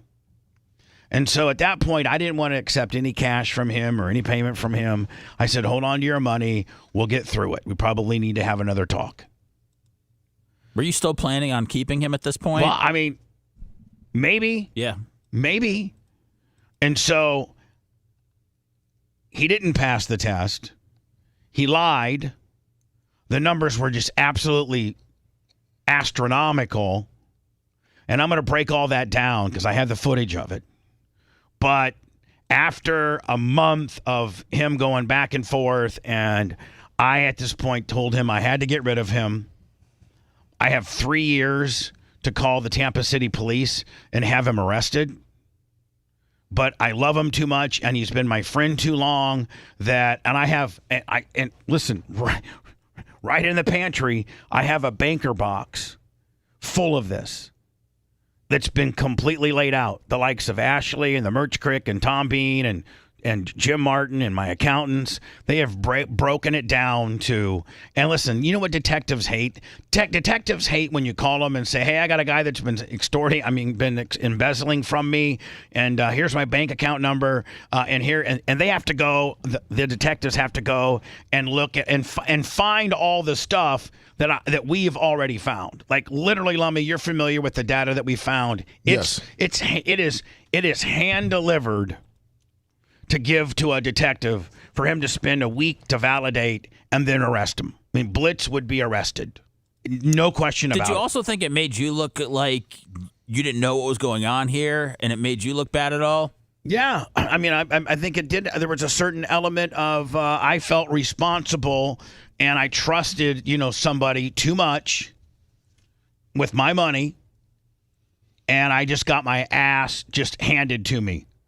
well into six figures. Did you ever from somebody that I thought would never, who I loved, who I absolutely loved, and who I told in various meetings, hey, listen, I love you, man. You are my friend. I've known you for 20 years. You were my roommate. I said, and I'll find. Let me. We have all this on tape. Yeah. I'll find a part. There was a part, Seth, where I said, hey, listen, I don't care if it's 5,000 or 55,000. As long as you're honest with me, we can get through it. I will not fire you if you're honest with me. I said that.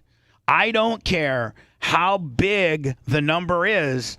I will not fire you as long as you're honest with me and don't insult my intelligence, so that when I give you a list of 127 things that we can't figure out what they are, your Polaris side-by-side cover, your home STD kit, your condoms. What was the most egregious one that he bought a barbell set and barbells, a dumbbell set and dumbbells for about $800. Oh, but he would also, it wasn't the AR.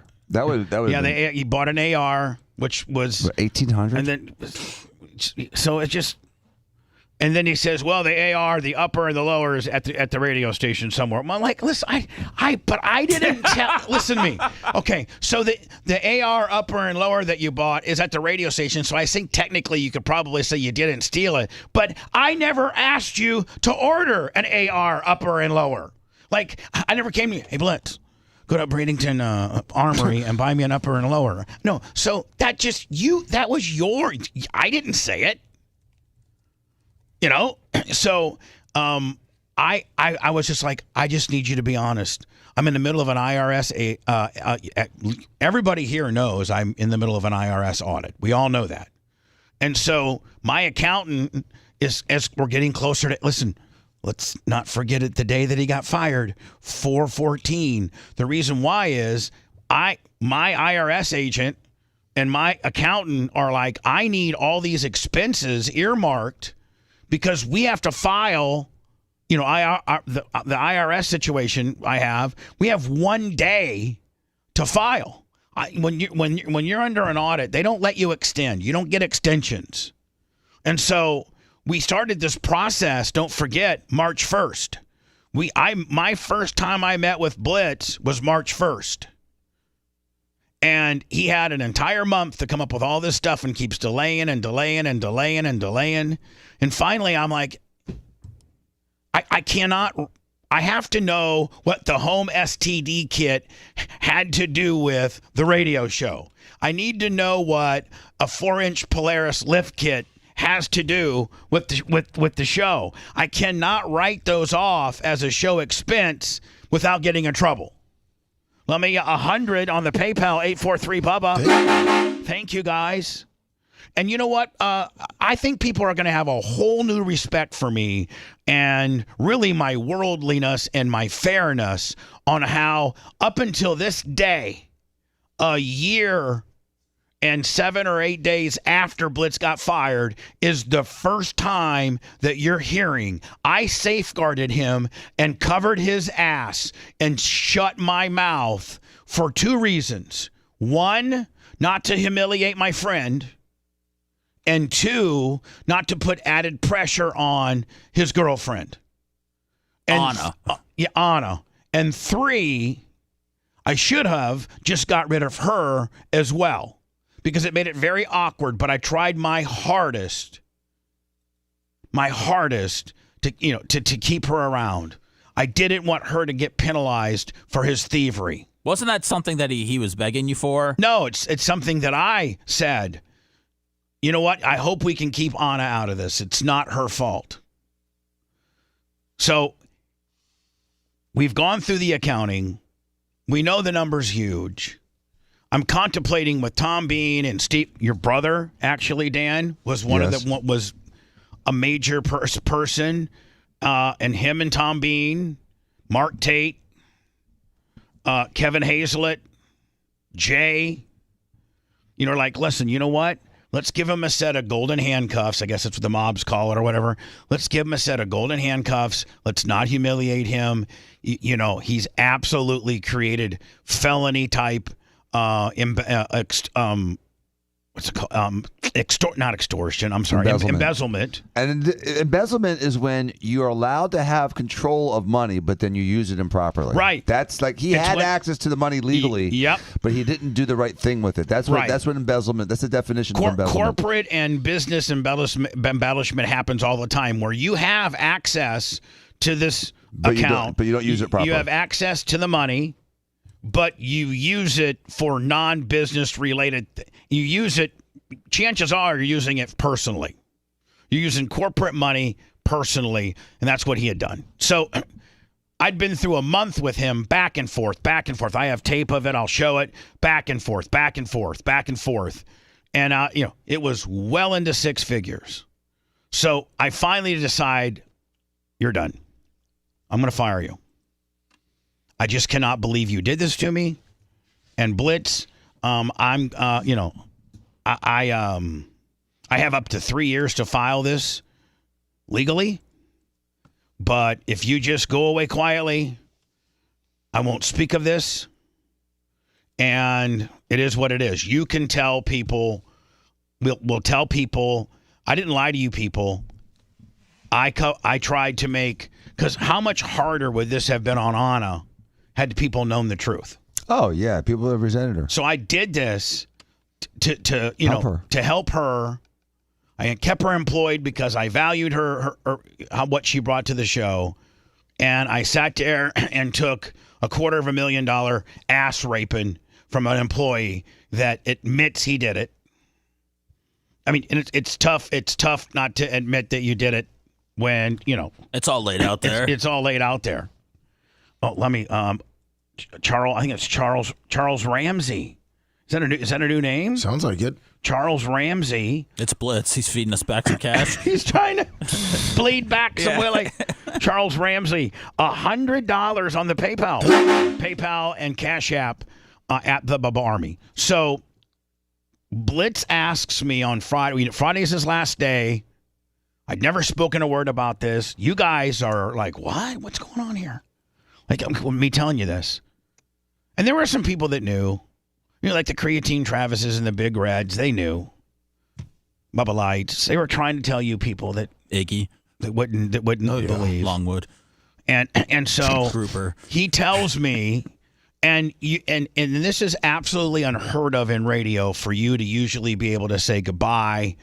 They pull you right off the stage, right? Like I have, I think maybe only in a couple instances where I didn't get fired. I got to say goodbye at 103 PFR. I got to say goodbye at KTFM. I got to say goodbye at the Power Pig. I didn't get to say goodbye at 98 Rock. I didn't get a chance to say goodbye at Cox. I didn't get a chance to say goodbye at Beasley. So usually you've messed up so bad that they don't want you to have a show to say goodbye. Even Seth had to strategically pick his within a break as to saying goodbye. Oh, at the Bone? Am I not right? Well, yeah, at the Bone, they didn't know what to do with me because Drew and I got in a fight, and they just told me to go home for a week and a half, and that they would pay me. And I just said, hey, if you don't let me go on the radio, I'm going to go over social media and talk about why I'm leaving. And then they let me in that day to say goodbye. Right. Seth, typical strong arm. I busted him up with my 20,000 Twitter followers. Mm-hmm. I busted him up with my 20,000 Twitter followers. So I said to Blitz, I really would. I wish I could have got on the air. And for a year and 10 days, I've been biting my lip as to what I'm telling you right now. But I would, much rather have said, Blitz, today's your last day because you went hog wild with the PayPal account. And for the last 3 years, you've been clipping me. To the point where you buy, gift cards. I mean, buy 10 different gift cards, and each one of them are for a different amount. One of them's for 106, one of them's for 103, one of them's for 102, one of them's for 104, because you walk up to the counter and say, I want a $100 gift card, and then you add a pack of bubble gum to one of them, and you add a Coke to the next one, and you add a water to the next one, and you add a pack of M&Ms on the next one. Why? Because it's a purchase of an item and not a gift card. Oh. So, and you can do it. You can do it. $1,000 gift card throws a red flag. A $100 gift card doesn't. With a pack of gum. Right. So that's various things that he did. So here is exactly a year and 6 or 7 days ago. And it's unheard of for a host to even allow this. But do you want to take a break first? Yes. Okay. It would be super on time. Yep. And I'll come back with Blitz's the day that he said last year when he said he was going on to a new job and a new opportunity. That's what I had come up with that he should probably say. Help us fill up the coffers again, everybody.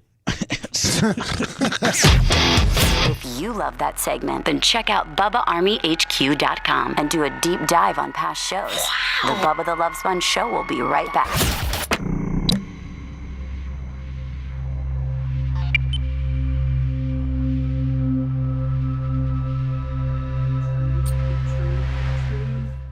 Peeking its Morning, little Robert. head out. Peeking its little head out.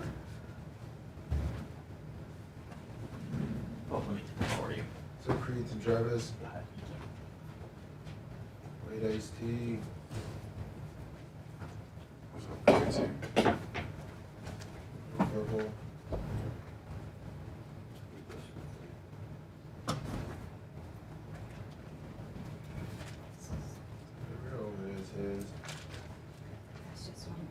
Oh my God, what's up, Organic Gene? Good morning. What's up, John Kustika? Big longer.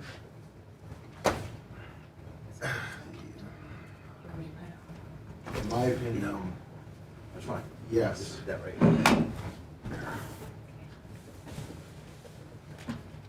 don't think so. Ian? Is that what you're saying? You're Yeah. saying that one? Yeah. Okay. Why? Organic genes or something. Association. Right. I understand. Yeah. Good things. Right.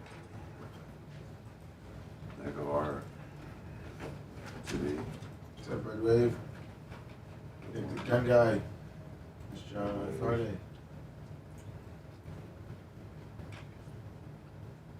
John Kostika, Jeff Schwartz. John Kustika. CC list.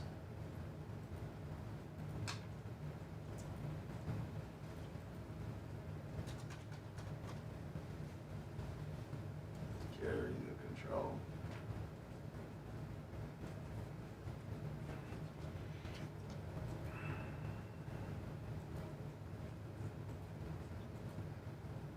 So Chase Ramsey. Sarasota Chase. Blue Jays.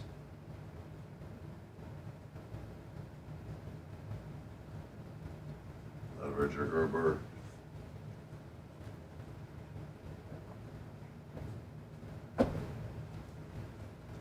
He fell. I don't know about that one, Brian. I can't really be foul. I can't really answer state questions.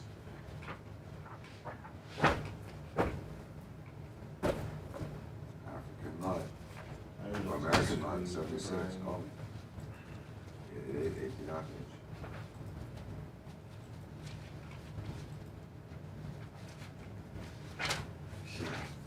I'm looking for two. DL87Z28.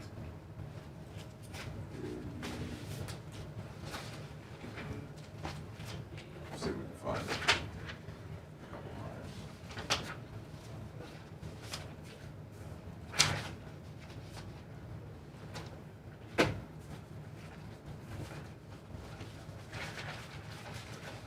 Here's me. Oh, absolutely. Let's see Friday. What's up, Sister Gold Tees? Who's horny? I'm horny. Oh, geez, are these all the records, man? Holy crap. Oh, man. Yeah, I thought Blitz was a douche, too, guys. He tried to get me fired every day. But Bubba stood strong. Hey, look, somebody on YouTube's name is Seth's 20,000 Twitter followers. Oh my God! It just came up. That's funny. Nah. Blitz didn't need the money. He lived with his parents. What up, Don't Panic, It's Organic. What up, Costica? No, Seth, he moved out, buddy. What's that? He moved out. He lived with his parents. He moved out? Yeah. Camper Scott, can you hear me? Moved into Lummy's place, remember? I don't know. Lummy just told me that today. Lummy said that Blitz gave a bunch of gift cards and Lummy let him move in. And that those regular jeans were actually for Lummy. Lummy hadn't seen size 36 and, you know.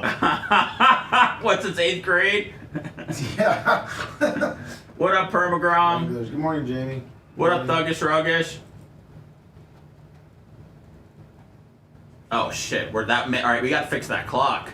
I keep thinking we have more time than we do. Yeah. What up, Lunger? I don't like this 5-minute thing, Sponjo. Well, I mean, it gives him more content lever. What up, Nats fan? But I can't talk to the people like I used to. It's too fast. Stop spending so much time outside.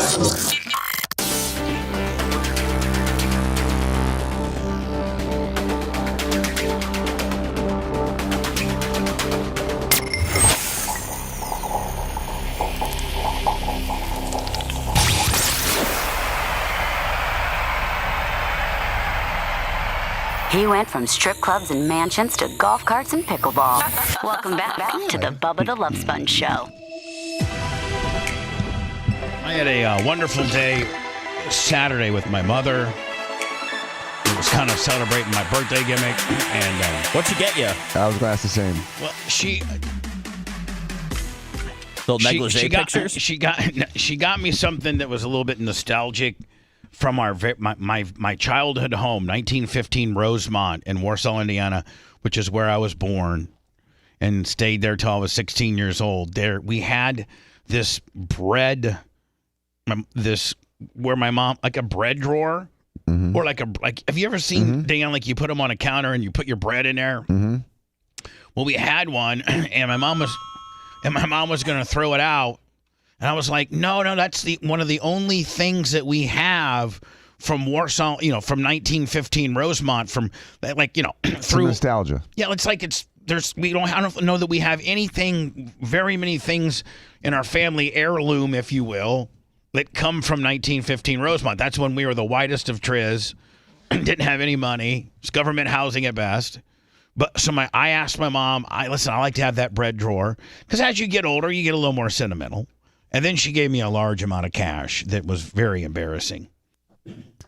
And I'm like, Mom, she wrote me this really, really super nice letter. Let me 100 from Trey Bill. Thank you. I think people, by the way, PayPal and Venmo at the Bubba Army. I think people are starting to kind of, and I don't want you to feel sorry for me, but I think that you might. The only thing I want you to feel for me is maybe a tad more respect that you had for me in keeping this quiet to safeguard a friend and a coworker. Because I think it was noble.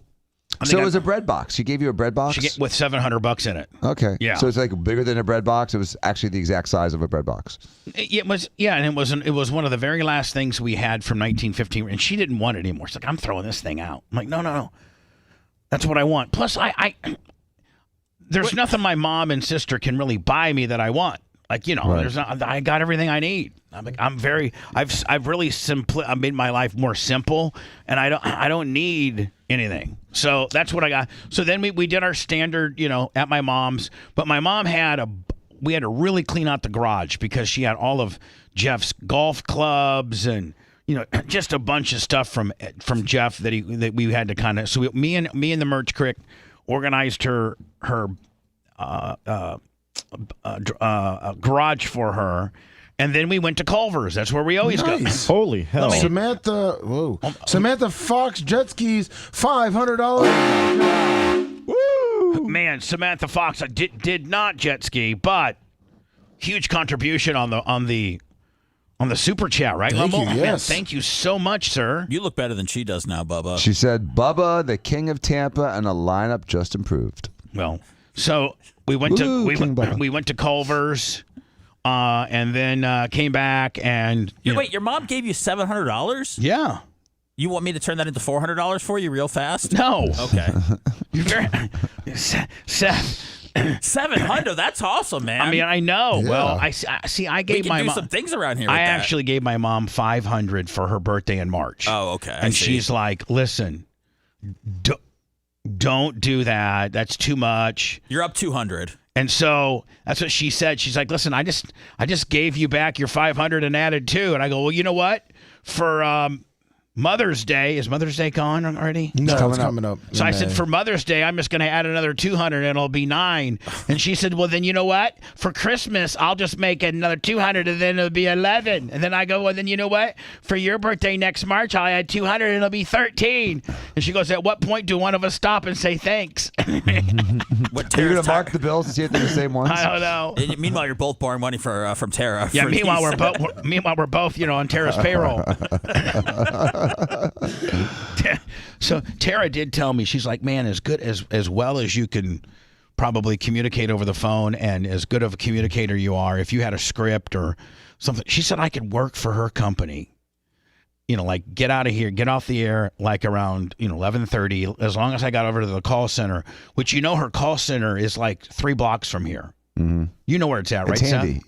Is this the one where she said you could make $250,000? She said you could make $300,000 if you just worked the phones from noon to 5 every day. And I'm like, you know what? I don't know why you're not going to do that. Because I'd be exhausted. Why? Because of commissions? Is it commission based? There's so much money.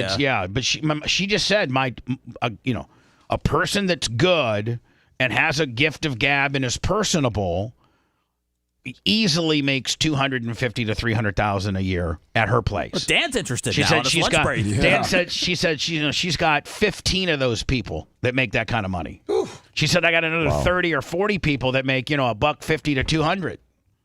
I'm like, man, but I just don't have the energy to go over there and say, the rejection factor, right? Getting hung up on. Getting robbed. Yeah, but at least you have this to fall back on. Like you can be. I just told Tara, listen, if I can get an employee not to rob that amount from me in a year, I'm already that much ahead. Jesus. Right? Just stop the theft. Yeah, you're I'm going to make rich. $227,000. I mean, I made $227,000 extra last year without even making it. Yeah, you had to fix the leak before you had to fill the tub. All right, so let's go back to the Anna Blitz deal. And where were we, Papa? Well, we were at the place last day. This is his last day, and I'm going to now. A lot of people still don't know what Anna did, and we're building this story. Do we play this? Do a little bit of, or do we completely thoroughly get through this whole timeline and not jump to what Anna did on Friday? I think we get through the timeline. Okay. You want to wrap this part up, don't you? Yeah, well, yeah, but this is, but it shows more disrespect too. At the end of the day, so let me just. I think, before I play this, I have to show this, and I want everybody to know. If you look on camera, over here, this is, by the way, Ashley and Merch Crick and Tom Bean and Jim Martin and Brad. And a lot of people helped prepare all this. This is a lot of data. Here is one folder. And so, as you can see here, I have a copy for law enforcement. This is for TPD. And then this is each individual transaction broke down. This is a bar graph of the transactions, and here are all of the transactions, every one of them, every one of them. And then this is a paraphrase. This is I'm going to paraphrase, as you can see my folder right here, and they've. Do you have strict instructions on that not to throw it away? Oh no, I have 3 copies of this. Okay. There's no. This is if I go to no, this is not in Macho's world. If I go to law enforcement, it's done. Here's it's everything's done. Yeah, but so let me just go through. This is $284,098. $240,000 unaccountable non-business. So here's I'm not going to give you the amounts. I'm just going to run through. These are things for sure that we knew weren't used for the Bubba Radio Network. Captain Iceland Mike, 50 on the Venmo.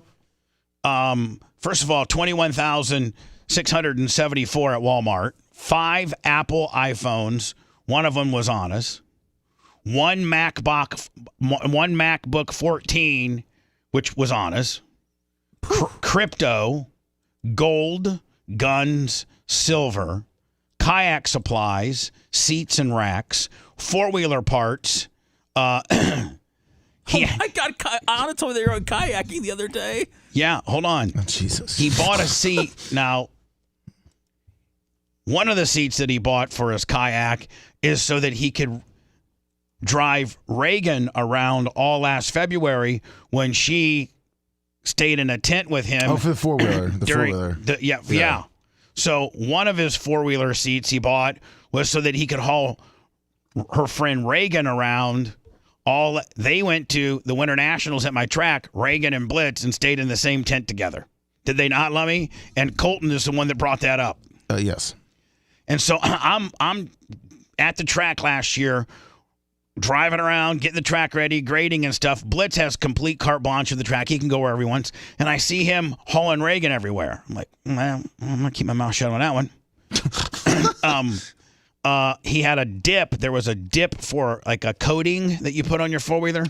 Home goods, pool supplies, Tyler laundry detergent, underwear, jeans, socks, V-necks, shoes, razors, toilet seats, axle for his Jeep, Toyota parts, which is for Anna's car, Tanny goggles, sectional sofa sleep covers, weight bench, comforter set, hotel quality sheets, Home Depot, see receipts, Amazon personal account, see receipts, Best Buy, all of his groceries, gas, ring cameras, blink cameras, Apple iTags, 14-channel security system, 10 GoPros, drones, doorknobs, 4 sets of noise-canceling earbuds, a home STD kit, ham radio, radio scanners, police scanners, radar detectors, Android scanner, a case for a MacBook 14, a CB radio, micro-needling rollers, 2 Bluetooth waterproof speakers, vitamins, bamboo sheets, and dog supplies. That's just in this folder. Oh, man. In this folder, there's again, you can see there's graphs, and there's. I'm surprised people are having a really hard time understanding how this ties in with Anna. Well, and they can't see this, how this all worked out over the last year. And as you can see, I have 3 copies, and so I have him dead to rights. I got Blitz dead to rights last year, dead to rights, and he lies, and he says. He brings me $1,800, and he actually has a meeting with Tom Bean, and Tom Bean lays it all out. Tom Bean's like, listen, just be honest with us so we can get through. And the reason why I need you to be honest with us is because we're going through a tax audit right now, and we have to legitimize these expenses as to either their business for the Bubba Radio Network or their personal for you. And if they're personal for you and it's illegal, I don't know if embezzlement is tax deductible or not. Employee theft, I don't know. So we're trying to go all through it. We finally, through an unbelievable amount of research, as you can see here, irrefutable. Is it unrefutable or irrefutable, Dan? Irrefutable. Irrefutable evidence. I finally tell him, Blitz, you know what? I'm not going to fire you. I'm sorry. I'm sorry. I'm not going to have you arrested because it would ruin your life. Everything that you like, this is a felony, first of all. And everything that you like in life, guns and, your Second Amendment freedom and just, not, I think this scores out to be like 2 to 4 years. And even if you've never been in trouble, I think it's 6 months in probation. I think you've never been in trouble, you're an outstanding citizen. I think even if you plead this thing down, that it's like 6 months. I talked to Kevin, like 6 months, year probation and 6 months or 3 to 6 months behind bars. And so I couldn't do that to him. So I ate it. Not only did I eat it, but I offered him an opportunity to go on the air and me not be, listen, I've been lying to you guys. You know what? I'm sorry. But I've been lying to you guys for well over a year so that I didn't put Anna in an uncomfortable situation and that he didn't have to, go to prison because. And people want to know if she knew. Here's the thing. I think that she absolutely did know because I've gone back and her Apple 14 Mac phone and her computer. I think she the home STD kit that they bought. How do you not? Unless he's lying to her and she just thinks that he's buying it all himself. So that's why I gave her the benefit of the doubt and I didn't fire her. I think that I took absolutely the highest of roads here by letting him walk away, by letting him get on the air and say goodbye. I got another job. And for me, for a year, lying and having to deal with this 800-pound gorilla in the studio while dealing with her. I resented her. I was mad at her because you tried to make it work. I tried to make it, and she did know because she was in the studio when I hugged him goodbye minutes after this break right here. This is his last break last year. And I should have been transparent and just said, hey, listen, the guy's not going to have an ability to say goodbye and tell the Bubba Army he misses you. Instead, I'm going to blurt my fat ass in there. You took 240, kid. You're gone. Or not even have you in here. Like fired you, when I started getting this data immediately. Here's the last break from last year. Hold on. Now, you guys all know what I know at the time of this break and how cool I was to allow it to go down like this when you know the totality of what he did. Somebody gave us a large contribution, and at this point, I'm just trying to pick and choose how I get into this break and get the hell out of here because I'm a miserable, anxiety-ridden wreck right now. There you go. So, please don't send me any more money because this is a very important matter, and this is never an easy situation at all. It's just not. When you have a change in the show, and we have a very major one, and I wanted to be very transparent about it. I've struggled with this now for quite a while, and Blitz has struggled with it equally, and Blitz has another opportunity that which should be called the Hillsborough County Jail. That's what his opportunity should be, but it's not because I'm just not going to do that to him. A very good opportunity, and we've gone back and forth now quite some time. And you can see that I'm actually being honest in the fact that we did for a month go back and forth on these reports. Like, you know what I'm saying? Like there's a lot of when talking truth to what I'm saying, and it breaks his heart. As it breaks ours, that today was Blitz's last day on the show. And Blitz was and I didn't know how, necessarily how to handle it. And we both agreed, rather than to go on and on and on. See, Jay knows. Well, look at Anna on those fingernails. Holy crap, she's about to tear them off. Jay knows, and Jay knows the Iggy. So Jay's like, man, my name's Bennett, and I ain't in it. Mm-hmm. I mean, you can very rarely get Jay to walk back off a mic. Bitch, it's an open mic. Jay's gonna attack it. When Jay does not have his mouth up to that microphone to chime in a Jay type way, some stuff's going down. Lummy's the only one that looks comfortable. I just know. I'm dying to hear what he says because I know everything too. Yeah, I mean, Lummy knows the truth. Yeah. I think Anna knows the truth. I think everybody knows the truth, except and Jay certainly knows the truth. I talked to him and Steve. So hold on. We would rather just make it kind of more simple because the more we go on and on, the more emotional, and the more the worse it comes for you, Blitz. It would just end up being because we all want to cry and be sad, and boy, we've had a lot of that this week. I know it's like man, out of all days. Yeah, of all days, and so. The one thing, I'm like, Blitz, how you want to handle this? And he's like, I'd like to just have, and as you can see, I responsibly did it in short space. Yep. You're like, we're not at 58 right now, getting cut off of the network. I'm like, I want to give you plenty time to say your goodbye. And so I give you the floor, Blitz. And mind you now, be a boss, be a radio host, and know that somebody's clipped you for a lot of money. And you're allowing them. Because we have such a public job, and I don't want the public to I just don't want him to go out like that because he's a friend, and so realize that. And Bubba, the other thing is that more money was taken from you in those 3 years than you actually took home yourself. Oh yeah, I mean over half of the money that you could have had was gone. Someone stole over half of your money for 3 years. I know. That's like if you make $5 million and someone steals $100,000 from you, like, oh well, that's a lot of money. But this was over half of your money.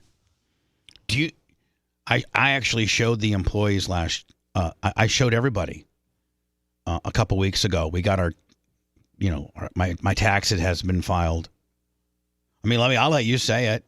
What was my 1099 this year? Not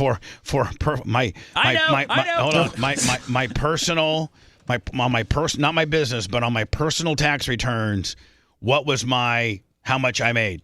Do you remember? No, I tried to Seth, get do you remember? It's a very small amount. Negative $9,000. Minus $10,400. Yep. Close without going over. Bam. Price is right. So I'm just saying, because you made negative. Yeah. My W-2 was negative because I lost money on some stocks that I had to cash in early to pay the IRS, and I only paid myself I only need like $1,800 a month to live. Merch Crick is loaded. Let's just be honest. Merch Crick pretty much pays my way. I need about $1,800 for my car payment, my cell phone bill, a little bit of insurance. So anyway. You're right. The money taken, the 240 or whatever the hell the number is, I don't know that we'll ever really know the number. We have accounting for quite a bit. So I should have had the cops here ready to arrest the dude. I got all the information, but I didn't want to do it to him. I didn't want to ruin his life, and I didn't want his girlfriend not to be on the air anymore. I wanted to take the high road and be a man. I will shake your hand, give you a big hug. Absolutely. And it's been a lot of fun. I love all you guys. The Pub Army is awesome. PayPal account strong. I'll still be around. You'll still see me. I think you and Anna are always going to be boyfriend and girlfriend. Yep. So you always have a tether into the show in more ways than not. And makes me sick of my stomach how nice I was. I don't want to make. I love me. Everybody thinks, Bubba's being mean. Bubba bullies Dan. Bubba bullies Anna. Yeah, I'm a real bully. I'm a real dick, aren't I? They don't know. Dan, you've had people arrested that have embezzled from you, have you not? Mm-hmm. It's too long because I'll get emotional as well. Mm-hmm. So, it's been on the mind for a long time, and it's not something I really wanted to do, but like I said, I love the whole Bubba Army, everybody, and I'll see you guys around. I'll be at events every now and then, and you'll see me in videos or something, or something that Anna does. It's been a lot of fun, and I love all you guys. Obviously, if anyone needs help here, reach out. I'm not not gone. Yeah, absolutely. And you know what? Thank you for your service, my friend. Thank you. We will see you guys on Monday. So, there's that. What a prick.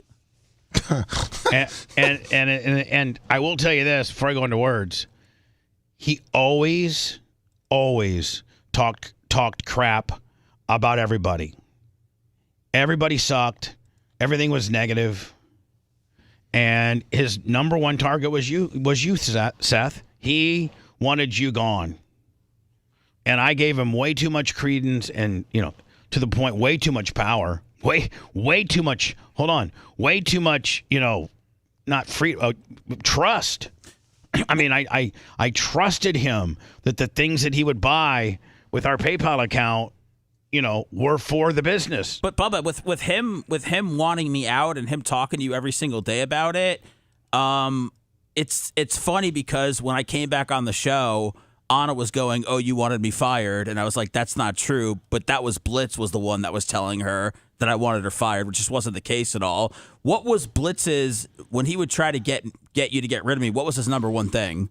Did you just always bitching, always talking bad about people, always conniving, always just any little thing, like if you'd have a little meltdown or a little moment, which by the way, you were then more meltdownable than you are now. I think we've all grown a lot since that area. I'm also aware enough and have enough experience to know that he had those feelings towards me the whole time. And you were right. Yeah. And you came to me and I stuck up for him.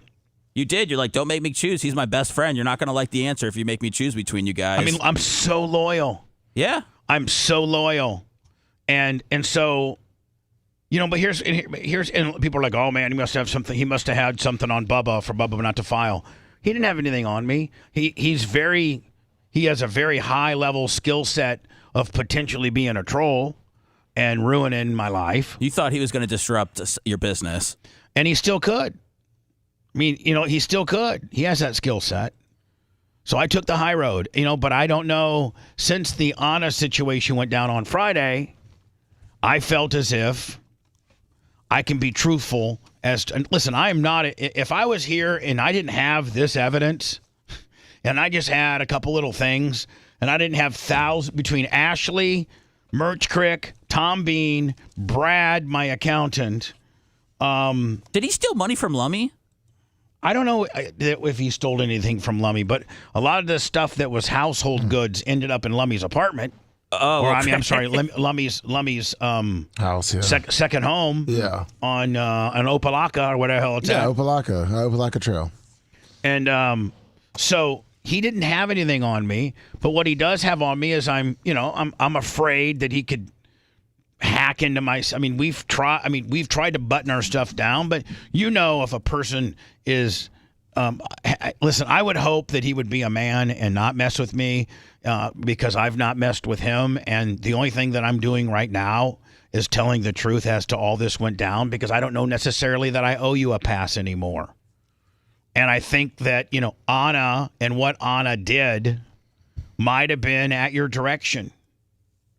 And I will tell you this, I have to go into words, Lummy, but after Blitz left, I felt as if Anna started being more Blitz-like, more negative, more trying to get little zips up on me. And so I've always felt that way. I've told a few people, and maybe now her behavior starts to make a little sense. Well, instead of her being forever grateful to me, because I should have fired her too. Because I know for a fact some of the things that she has are right here in my reports. But I didn't. Because I didn't want to blame her for what he did. What were you going to say, Seth? I'm sorry. You know what? I forgot, Bubba, but it's okay. You're rolling there.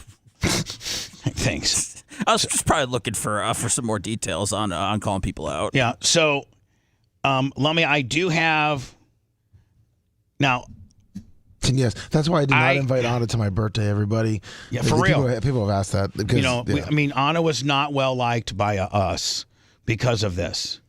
And when we went to Orlando, Blitz was never in. I took Anna aside and said, I know what I said on the air, but I don't want him showing up at any of our appearances. I don't want him at the Tampa Tarpons game. I don't want him at our Orlando appearances. If we got something, you're just going to have to come by yourself. I do not want to see him or have him at any of your Instagram stuff. I don't want any of it. And there was a couple of times where him and her had gone to food and music festivals and things like that, and she had him in there, and I would just either unpublish it or not, or delete it, because I just didn't want any reminder. And so, a lot of people want to know if they're still together. I think they are. Yeah, I think they are. Yes. And so there's a couple different aspects I still got to get into this, and one is. Because I have surveillance here at the studios, the bathrooms are not. I don't have a blink system in the bathroom, but I do have a blink system in the old it's since been remodeled. I mean, it's not part of the Clem Gym, but in the old green room, I have a camera. I got a camera at the entrance. I got a camera. In the back hall, in the hallway here when you first walk in the side. And then I got an outdoor camera facing the gate and an outdoor camera facing the back. And Blitz had several meetings with me and Tom Bean as we were wading through this financial stuff. And I think I get into that before I get into what Anna did on Friday. I need some direction as to what you guys think. Well, yeah, because I think, again, if I'm not mistaken, the reason Anna isn't here, it really doesn't have much to do with this whole Blitz saga. Oh, it has nothing to do with exactly. Like, it's not even related. So I think you kind of put a cap on this so you can get people caught up on the timeline. Yeah, and then we can. And it shows the disrespect from Anna's angle from even doing that. Okay, but yeah, the non-appreciation. Correct. But Rhett, you're right. Let's go ahead and get through that, close that out, and then be like, okay, now let's move to last Friday. I think that's what we do. It's the Bubba the Love Sponge Show. We were drunker than Nick Hogan's wife when we put this thing together. BubbaArmyHQ.com. The Bubba the Love Sponge Show will be right back.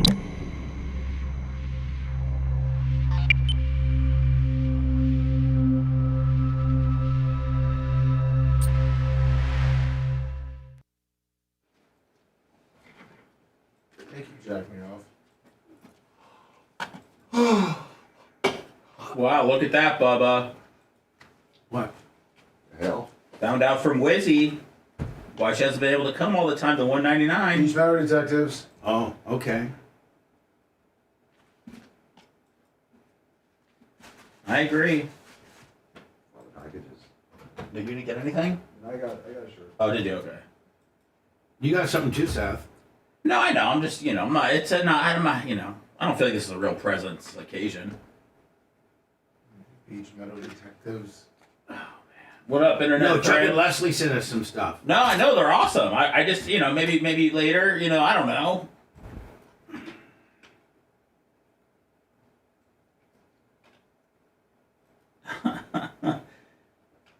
Babyface, is that really true? Can you really go on a YouTube timeout? Yeah. Dan put him in one. Let me undo it. How do you do that? Back on.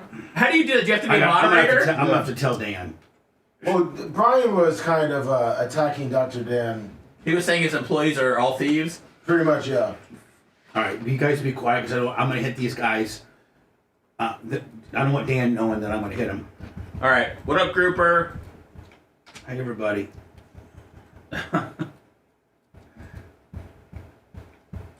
I don't know, Dan. I don't know if Anna has her gate opener. No, she's going to bring it back and pick up her headphones and stuff. What up, Timothy? Yankee Jib, $10 on the super chat. Thank you guys for helping us out. See, so it wasn't a dick.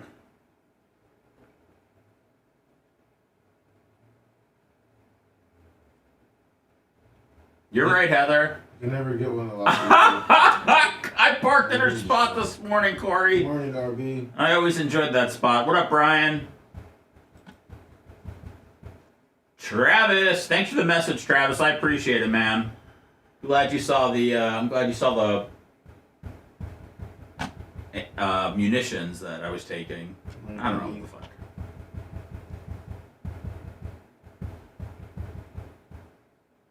The milkman's apologizing to you, Bubba, for being a dick.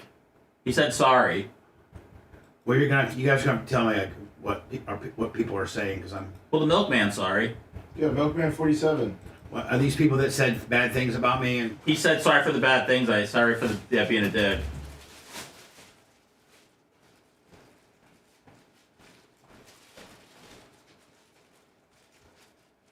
I mean, shit, I would have fucked Blitz if he was going to buy me those things. I've always wanted to be treated like a fucking hot woman. Ooh. Horny. Oh, thank you, sir. Are you the rest of the hot top?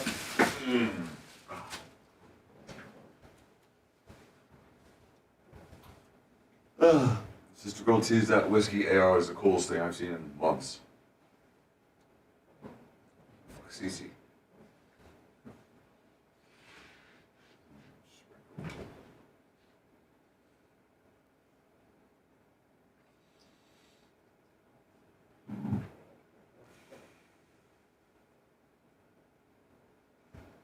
Alright, good morning. Oh, Guru.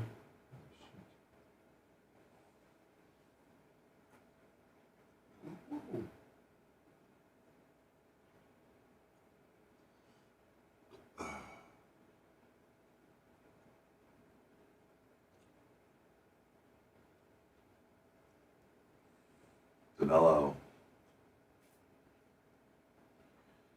Oh, fuck yeah.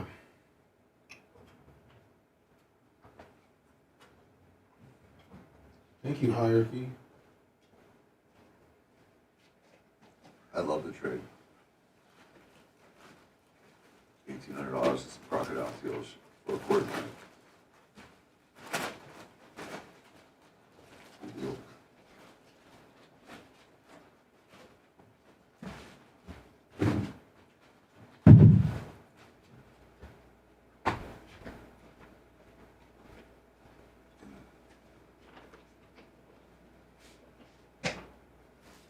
Ethan Travis, $100.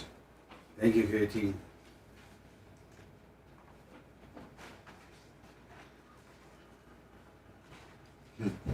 Along with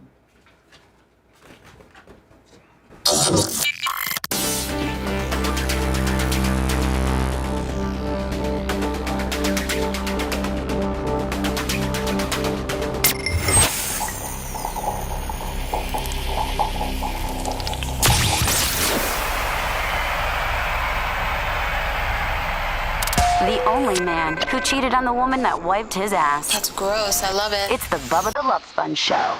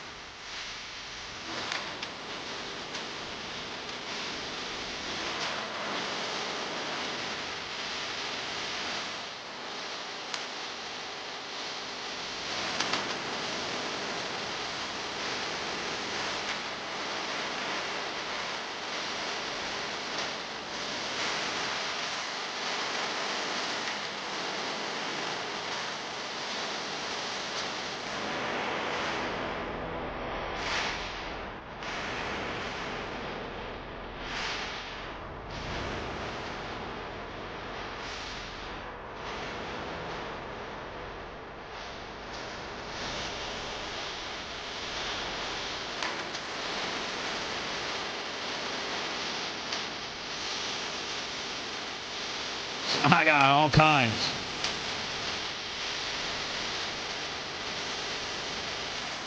I got an email from a very good friend of mine, said that a major customer of his had this happen to him to the amount of about $480,000. The guy had never been in trouble, got 49 months, and then I guess the CPA was able to send the IRS. Like, I guess if you've had something taken from you or something like that. First of all, the guy did 49 months. Whew.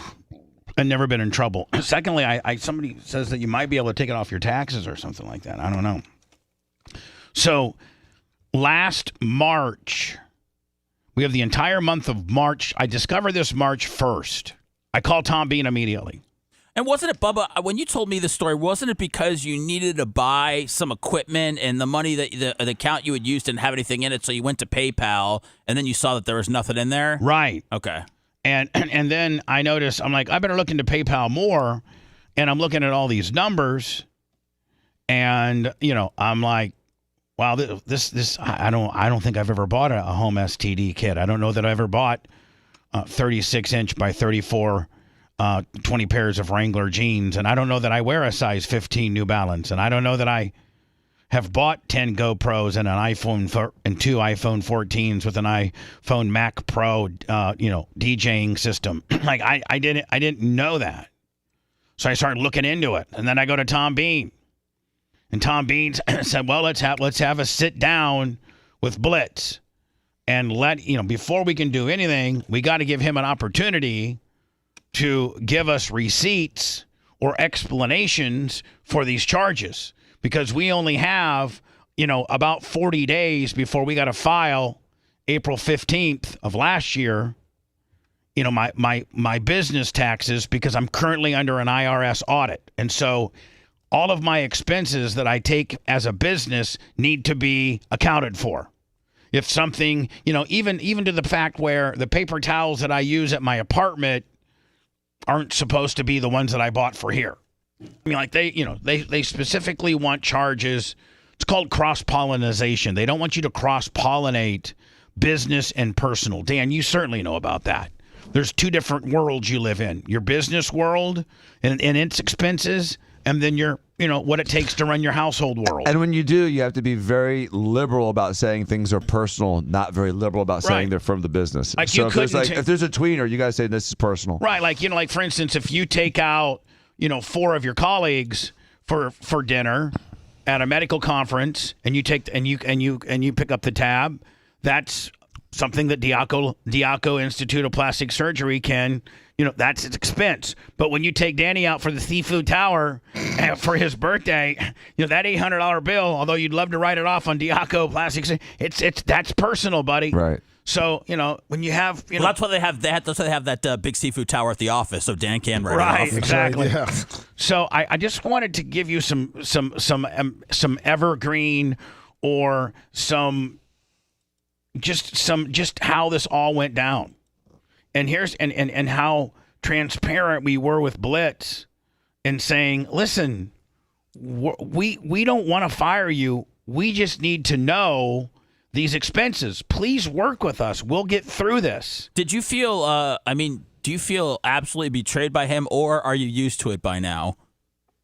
No, I mean, it's really only happened one other time, and that's with the Spice Boys sex tape. Right. I mean, on this, I'm sure there's been some people take some things here and there. I could care less.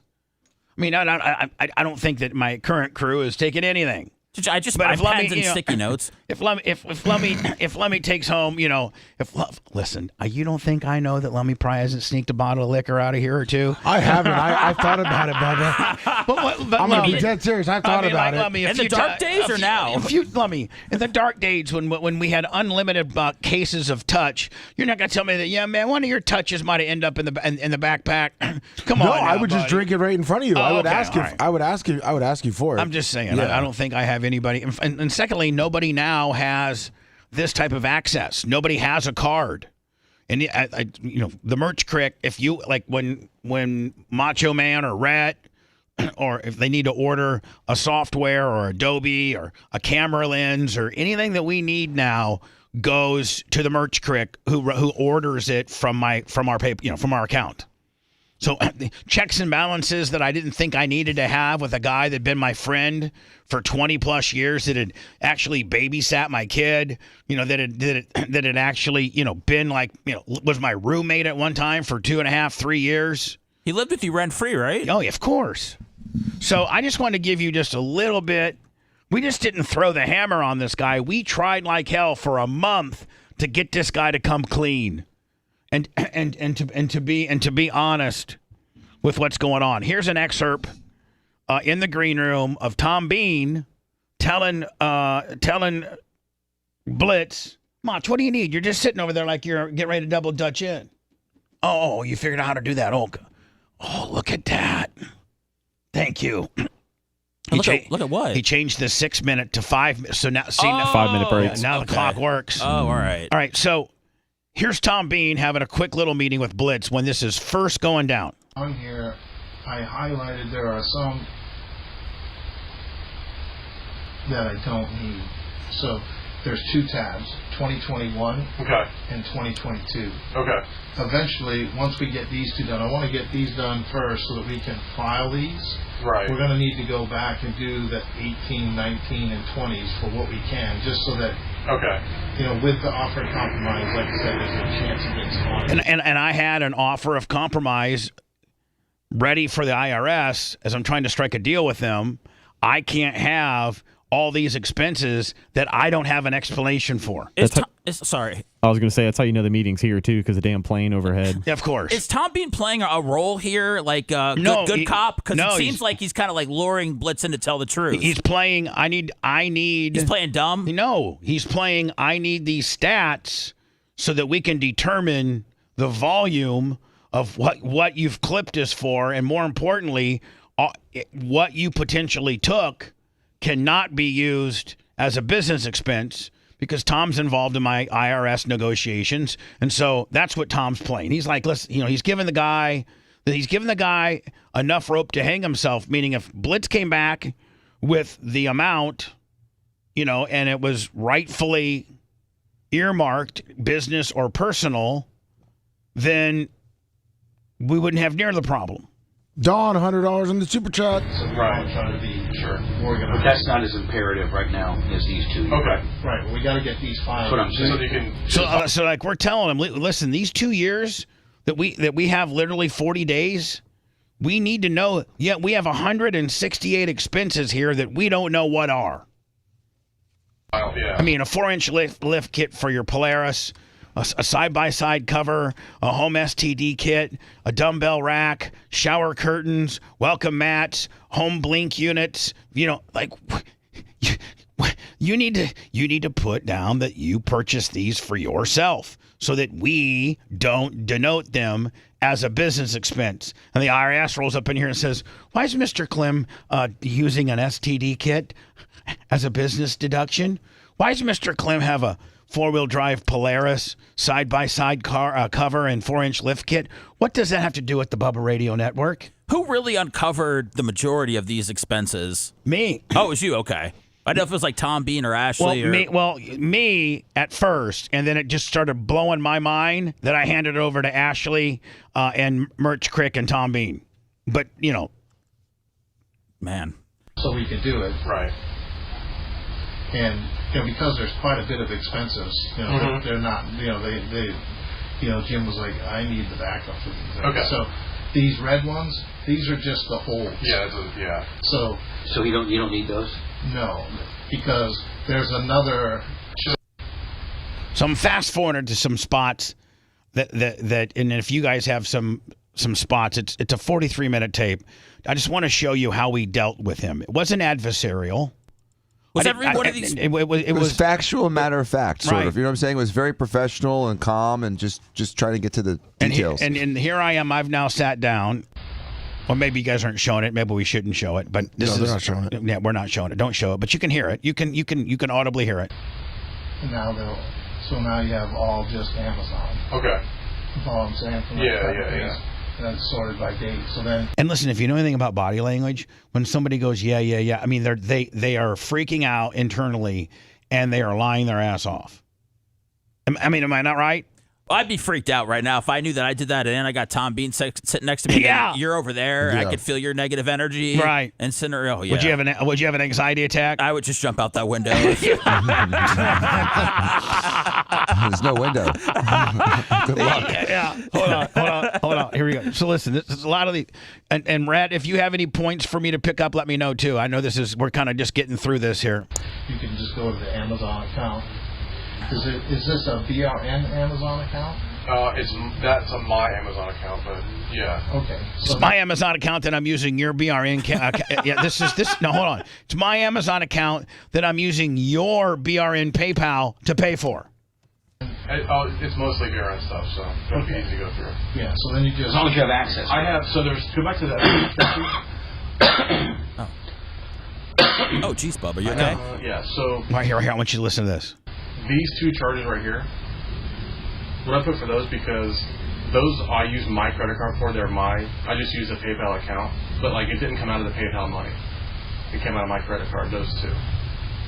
Okay. Those two out of 3,600. What I put for those, or what should I do about those two? Just put it in the description. Okay. Yeah, just put it in the description. Yeah, because like those were from my credit card. It just PayPal's a checkout. So again, Tom's like, all right, then just put it in the description. You know, like put it in the description so that we know that either you paid for this or that it was an expense or not. Perfect. So Tom's giving him a thumb drive. So then you don't have to print or anything. If you just, when you're on the website, just save it and put it for that. Okay, I will. And then just. And Tom's a gangster. You got receipts for. Gotcha. He's like, Tom knows that we've got ripped off to the tune of nearly, a lot of money. And look how calm he is. He hands the guy a thumb drive and says, "Just bring me back the stats, bud. Just bring me back the stats." Is it 21? I'm looking at various. And people are asking if Anna knew this. Yes, Anna was here when this happened. Yeah, Brian right? from Philly, $50 in the Venmo. Here Jay's here. Oh, it doesn't matter. Oh, Jay's here? Yep. Good, but he's on. He should He's be on on. Anna's, or whatever. Yeah, Jay, how C4. are you? I'm good. Good morning. Sorry, I was outside waiting on a new code. His mic's off. Oh, nobody told him the new code. Oh, we got to get this guy the new code. He knows now. I told him. I got it. I was outside waiting on the new code. Danny just hooked me up. So Okay, new code. Yeah, we got a new code. That's the one thing about when somebody leaves. Yeah. Yeah.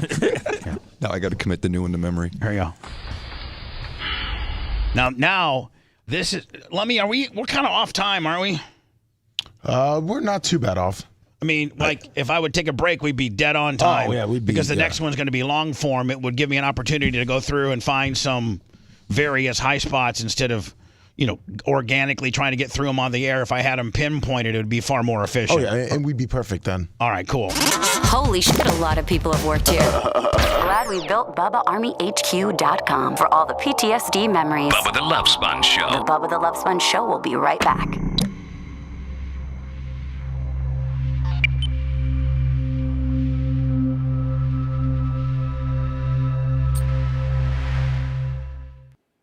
I don't know why.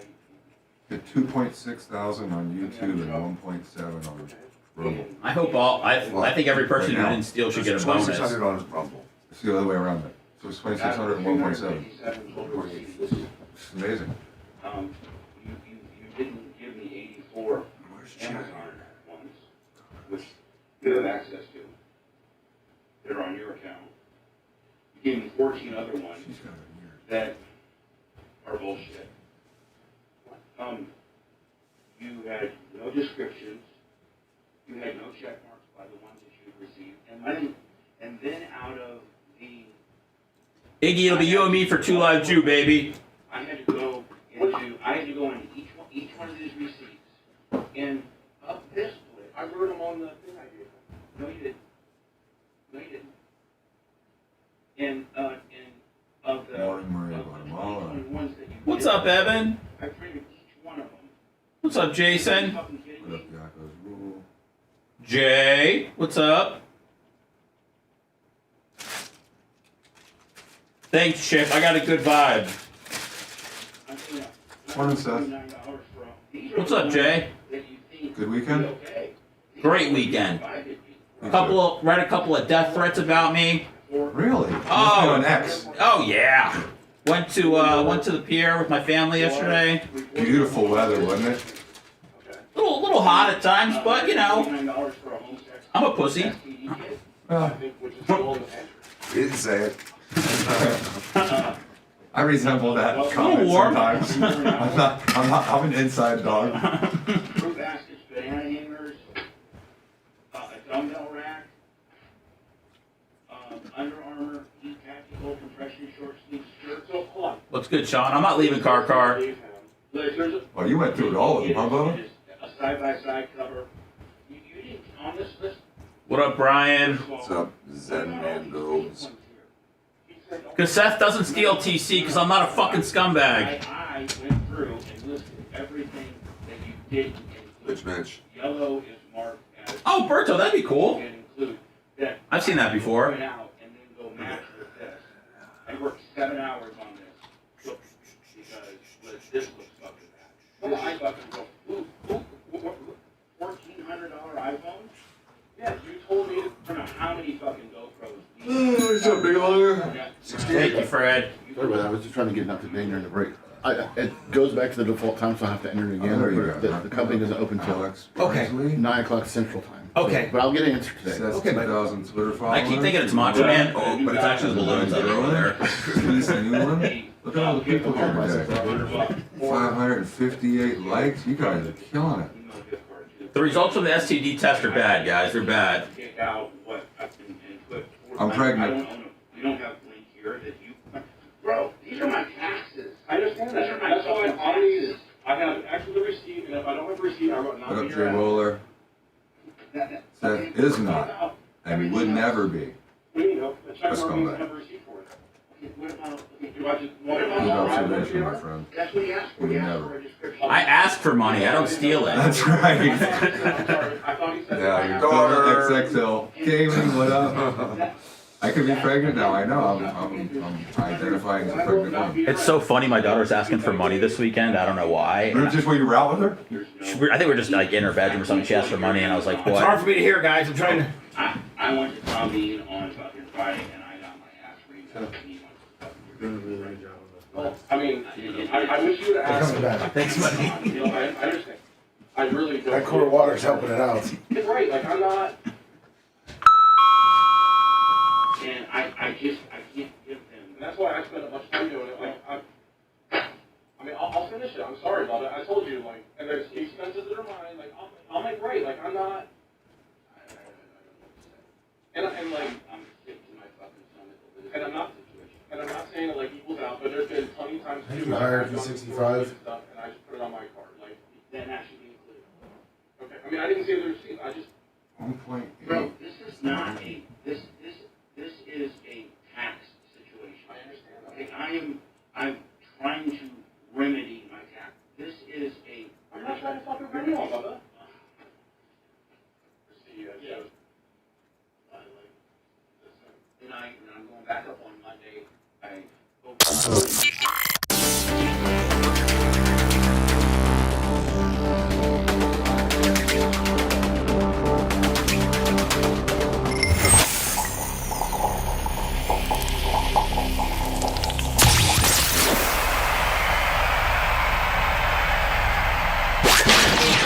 It's the Bubba the Love Sponge Show. The manliest alpha man that wears women's deodorant. Bubba. Welcome back to the Bubba the Love Sponge Show. I know there's a lot of stuff going on in the world. If you really just want to paraphrase and get a cross-section of what's important, just go to my Twitter account because I'll give you everything you need to know, my friends. That's right. From the Donald Trump trial to people that are trying to be transphobic and win track meets to girls fighting in the cafeteria to some sexual predator who wanted to have sex with a 7 and 11-year-old shows up in Seattle and gets blown away by the cops, to just all the woke and just all the crazy, stupid stuff and the softness of America and the immigration issue. And every day there's illegal immigrants that are killing Americans. I got it all on my Twitter. It's a great follow. It's at the Bubba Army. Twitter, of course, then at the Bubba Army, which is where our Rumble is, our YouTube, our Facebook, Bubba Army HQ, Instagram, Twitter, YouTube. It's all at the Bubba Army. Kevin Curry, 30 on the Venmo. And Bubba, I just sent you a link. Hierarchy bought us that grill that we talked about at 199. I sent you the link of which one he bought, and it's a pretty pricey grill. So we were looking for a new grill. See, why would he? We don't need all that. Yeah, you do. He got you one of those? Hierarchy's a big-time grill guy. Okay, Yeah, well you then. need all that. Dude, you need all that. Because crappy grills don't cook as well as good grills. True. There's a big difference, but I know it doesn't seem like a difference until you actually use them. Listen, I'm trying to be frugal here. We don't need a $1,300 grill. You cook better than a $400 grill. I'm so very appreciative, Hierarchy. I love you. Thank you so very much. Hierarchy probably has like a row of all of those at his house. That he decides which one he wants to use that day. So, as we continue this time, Hierarchy, thank you so very much. PayPal and Cash and Venmo seem to be working quite nicely, Lummy. Yes, they are. We're not doing so good on Cash App. They're just being a bunch of dicks. They really, really are. And it's just like I've sent pictures of my ID. I've given them my federal tax. I've actually given them last year's federal taxes. I've sent pictures of my face. I have registered my federal tax ID number, and this is my fourth time now going through these hoops with Cash App. And Cash App is, I have no idea, let me why, and they got like about $1,100 of our dollars too. Yes, yeah, exactly. Son of a bitches. So I'll be probably Brian from Philly, Lummy, and William Motherly, Trey Bill. Thank you, Trey. Both huge on the PayPal. Thank you, PayPal and Venmo at the Bub Army. So, Anna, I spoke with Anna on Friday after something came down, and I asked her if she wanted to resign or she wanted me to fire her based on what she's got going on. And I gave her the opportunity to choose, and she chose to resign. I then asked her to send me this letter of resignation, and it was just basically her saying goodbye and saying this is a forced resignation. Like, it wasn't what I envisioned. So I figured, and I actually checked with Tom Bean, and he's like, you can publish a public resign letter derived by you as the employer, as long as it's not disparaging or under religious purposes or, ethnic thing like that. Like, if it's just a statement from the company, then you can do that. And so instead of using hers, which, in full transparency, I'll probably read today, as compared to the one that I released on Friday, which was just very corporate and professional. Yes, very short and concise. We'll get to that after we close out the Blitz deal. A year and 2 weeks ago, I fired Blitz for embezzlement. And I think you can see now, I have, maybe Jay will come up during the break and I'll show Jay just the in-depth records that I have. And Jay, not that you're a criminal guy, but I know you're a lawyer guy, and you sometimes have to talk to detectives and stuff and dealing with the things that you do. Mm-hmm. And detectives hate when you say, here's my PayPal account, and I think this guy took X amount of dollars. Can you look into it? They're like, okay, right, buddy. I mean, the amount of hours, and a lot of times they will, but they'll spend the hours and get all this information. Or what they love is when you just got it completely buttoned up for them, and all they got to do is just validate your information as being true from your account. That's absolutely true. You serve it up on a silver platter, and that's exactly what you did. Otherwise, they have to do a lot of work, and this way you have it. You've dotted your I's, you've crossed your T's, you've looked at all the records. Here's everything cross-referenced. You printed a copy for them. That's the way you get a prosecution. And all they got to do at that point is just cross-reference and validate the fact that your account is the account that you say in question matches the records that you're giving them. Correct. That's it. Yep. And it's a very simple thing. Yep. So I have this ready to go. And, there was a point of me, and there was a part where, because Blitz lied so badly to me, that I wanted to put him in jail. And not only that, but it's an exorbitant amount of money in the world that I live in. Now, it's a lot of money for anybody when you're talking hundreds of thousands of dollars. It's insane. And especially when, I'm not living high on the hog. I'm not living I don't live like I make $240,000. No, I mean, you could have paid off that girl twice. What girl? Stormy. Oh, why do you got me involved? But I'm saying that's twice of what cost to pay her off. Jay, by can you tell your brother? That's shut that up. much money. Insinuating that I would get into a sex scandal that would cost me $130,000. It's twice what Trump, a billionaire, had to pay her. I understand. Thank you. To be quiet. It's a lot of money. He's working in pop culture references, Bubba. It's not a bad thing. He's trying. It's woven in there. The Z Morning Zoo on Z100. Now there's some cursing involved. So let me just give you the time frame now of the audio you're going to hear. Tom Bean, the last that you heard, Tom Bean told Blitz with me there, I'm not going to show you the video, but we're going to play the audio.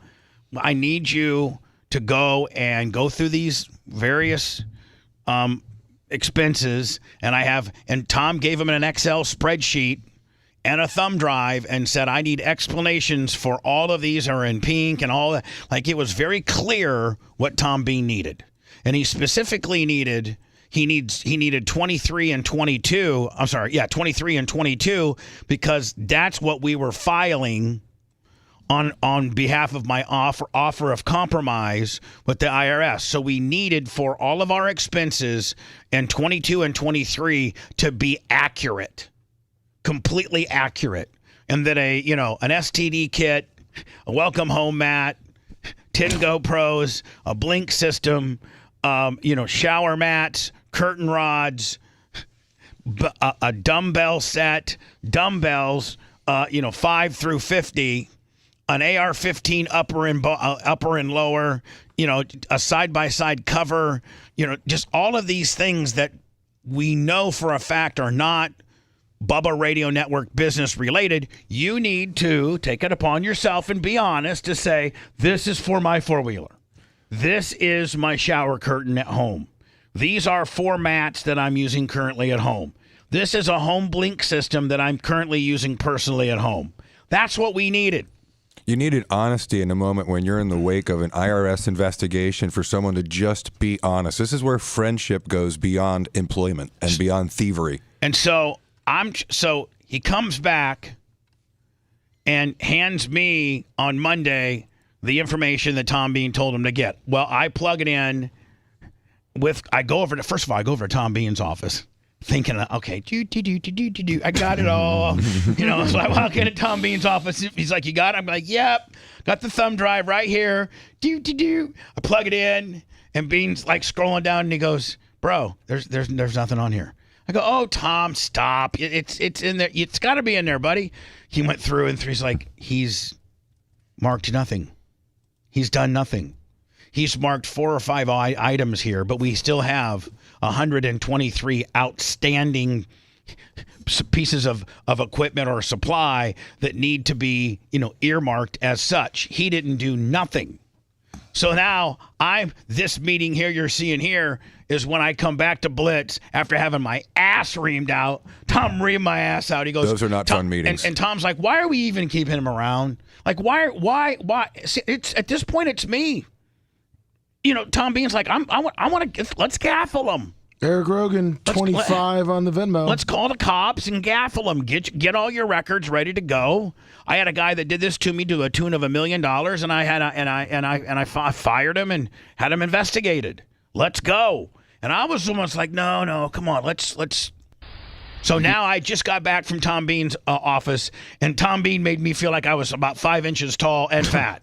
And 14 other ones that are bullshit. Oh. Sorry, hold on. You had no descriptions. You had no check marks by the ones that you'd received, and then out of I had to do all your work last night. I had to go into each one of these receipts, and of this Blitz, I wrote them on the thing I gave him. No, you didn't. And of the 2021s that you did provide, I printed each one of them. And are you fucking kidding me? I'm paying $149 for these are the ones. I said, are you effing kidding me? Because he bought a $149 STD kit. Now, if you remember and you listen to this, must be a nice one. Well, if you remember and you listen, all of them. Gets all of them, exactly. If you guys will shut up for a second, while they were courting each other, and we thought that February was when they first hooked up. Mm-hmm. Well, the home STD kit was in November. Right. So she was used that as a requirement, a prerequisite to having sex with her. Do you remember? Yep. She very much said, I will not start having sex with somebody until we both get tested. Mr. Panhandler, super chat. So there's a $149 STD kit. And that's what, I went crazy on it. You think would be okay. These are what you provided me. Right. For what? What do you mean? For $149 for what? For reporting of our business expenses. Okay. And $149 for a home sex STD kit? I think which is still in the pantry. Oh, yeah, whatever. He knows he's on. He knows he's on camera. And at that point, I'm like, what? Okay, what? I should have said, go get it then. But I'm just like, I'm okay. A welcome home mat, indoor and outdoor. Fruit baskets, banana hangers, a dumbbell rack, Under Armour heat tactical compression short sleeve shirt. So hold on. On this list that I gave him, Blitz, there's it is a side by side cover. You didn't on this list. First of all, what about all these pink ones here? He said don't. No. I don't know what is the pink one. I went through and listed everything that you didn't include. Yellow is marked as a receipt that you did include that I had to go print out and then go. All right, so you can see that we go back and forth, and it's just like nothing's easy. Nothing's like, like it's just a straight. Like I really think that he thinks that I was just gonna just like say, okay, whatever. You didn't give me the 184 receipts that are missing. Don't worry about it, bud. Like, And people are going, how did Blitz think he was going to get away with this? He thought Bubba was stupid. Like, he also thought he knew that I'm deep down at the end of the day very forgiving. And also, you have blind loyalty as a friend. It makes me want to check Pity's booking. Right. I mean, I was just kidding. I showed, truthfully, I showed my wife this about 5 minutes before I rolled in here. Right. And she said, how could Bubba have not known? And I said, I don't know what Pity's doing. Right. I trust him. Like, I mean, for real. I trust him. Like, for real, you don't know. Pity runs your business. It's a joke, but I trust him like that. And so, I know he's not doing this, but. There's like, there's a handful of people for Breezy, you guys, Larry Plummer, Sumo, Merch Crick, Tom Bean. There's some people, right, Billy Price, that I wouldn't, if I gave him a PayPal access and a PayPal credit card that, I wouldn't think that I'd have to comb over their expenses every month. I would just assume they're doing the right thing by me. Just like Tom, Dan, if you would give me if I worked at Plastic Surgery Center USA, okay, and you gave me a PayPal card, Dan, I think deep in your mind, you're like, I don't think Bubba would ever steal from me. Right. No way. I don't think Bubba would steal. And I think if Bubba needed something, he'd come to me and say, hey, Dan, rather than to buy this $149 STD kit, can I buy it? Exactly. Like I would ask. I just need an envelope. Yeah. And I'm not worried about paying it. I'm just worried about the volume of it. I'm not worried about the fucking payment. Oh, hold on. So he was like, I'll start making payments.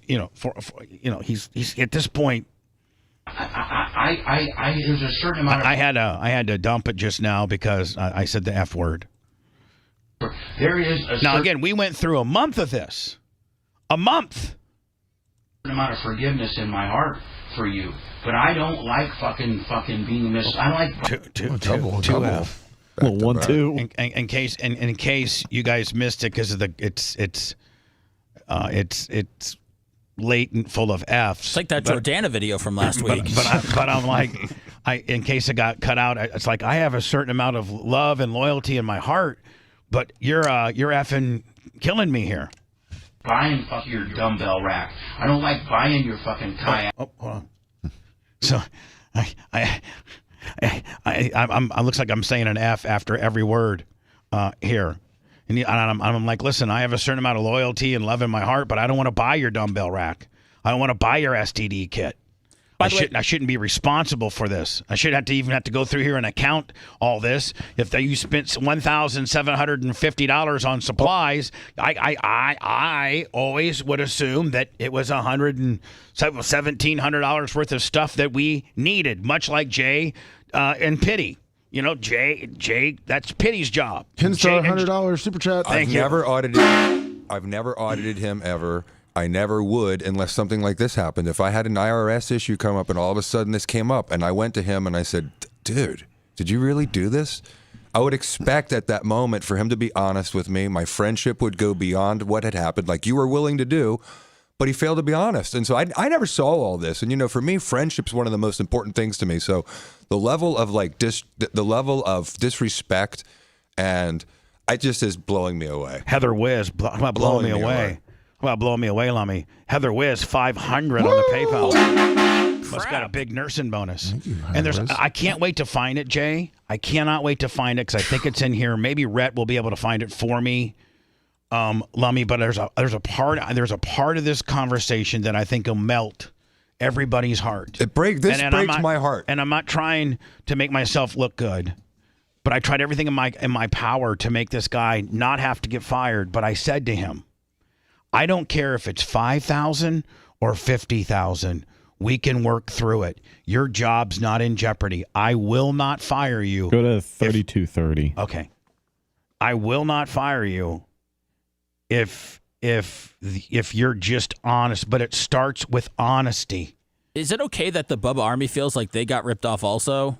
Well, we all got ripped off. Yeah, I can't.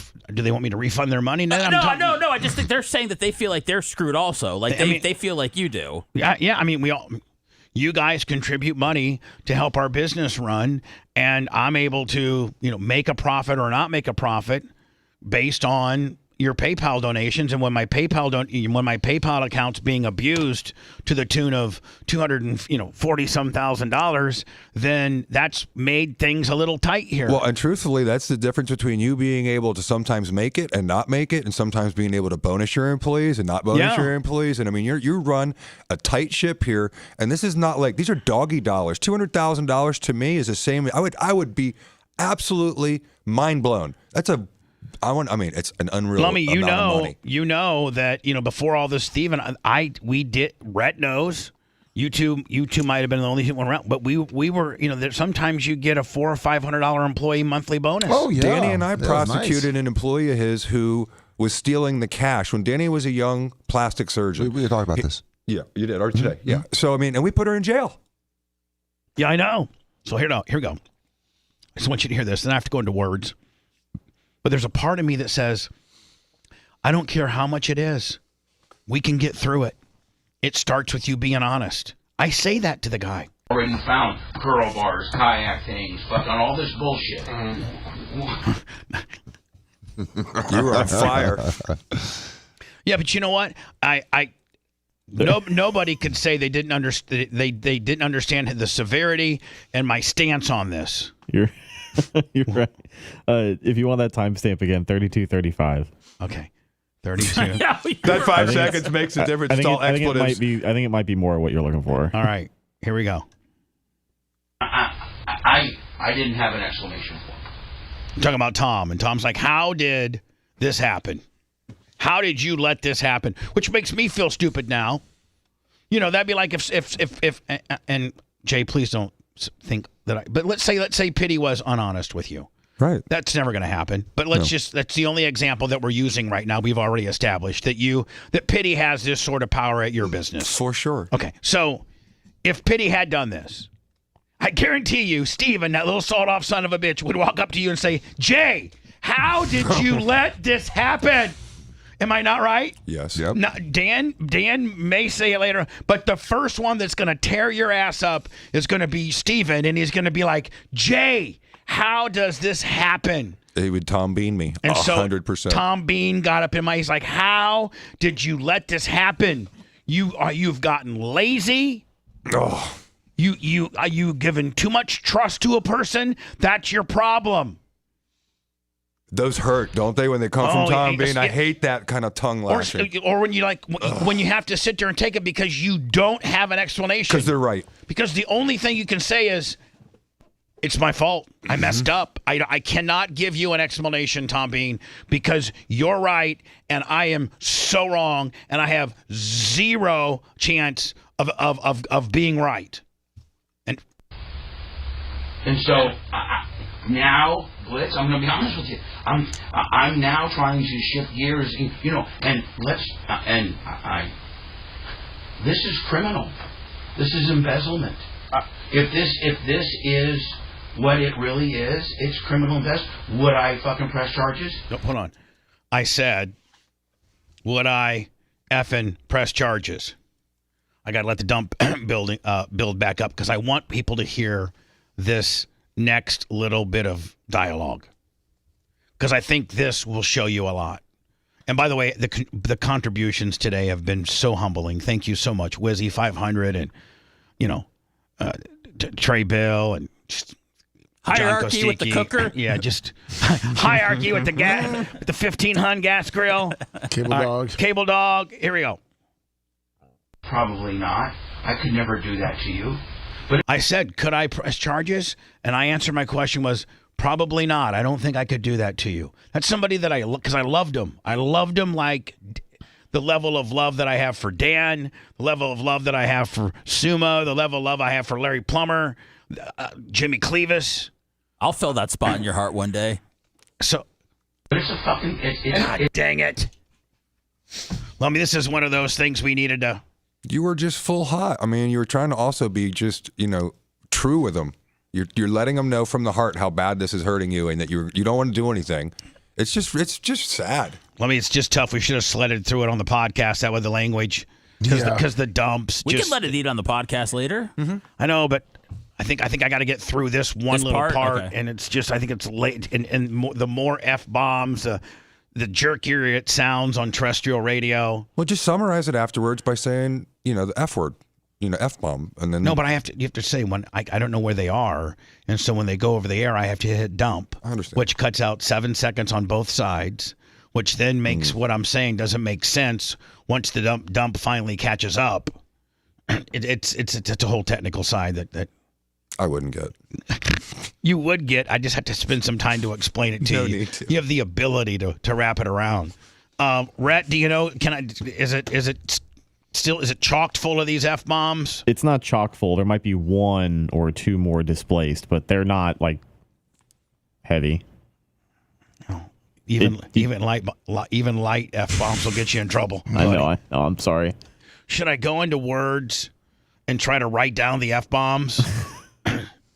If you'd like to. No, I think it's It's better than It's better than starting it and dumping it. No, and all you're that right. Stuff. You're right. Yeah. Do you want to? Okay. I need to go into words, but I have to build my dump up. I'm fighting this big fucking dump war right now. I get it. So we have to be quiet. Oh. So we can build up the dump, and we still need to be quiet.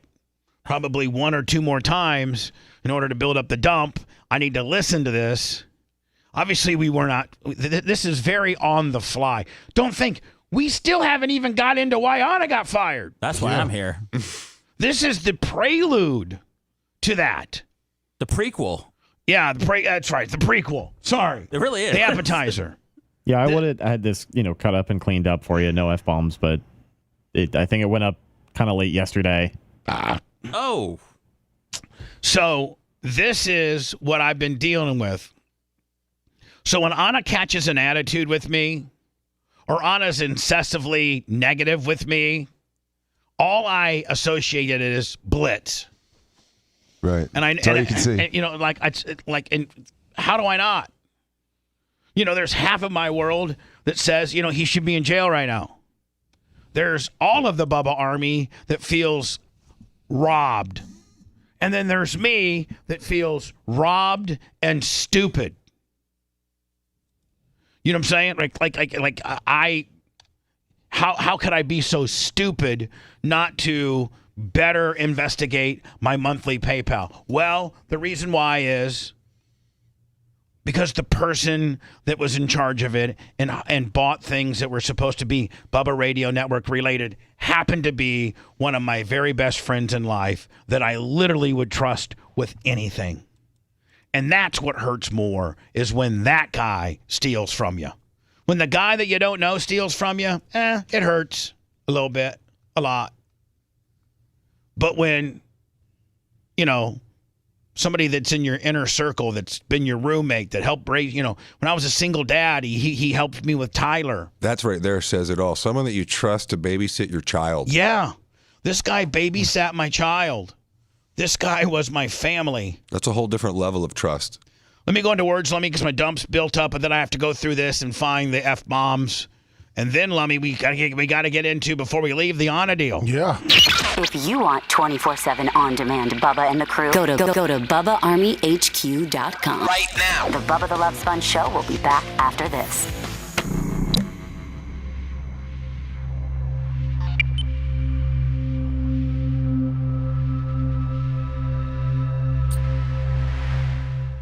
your books today. I don't know what that means, but. Hi guys, have a great day. Oh, Bye, see you, Danny. man. Yeah. What's wrong, Danny? You seem bummed out. Me? Yeah. Oh, I'm good, dude. You going to check your accounting? We all are.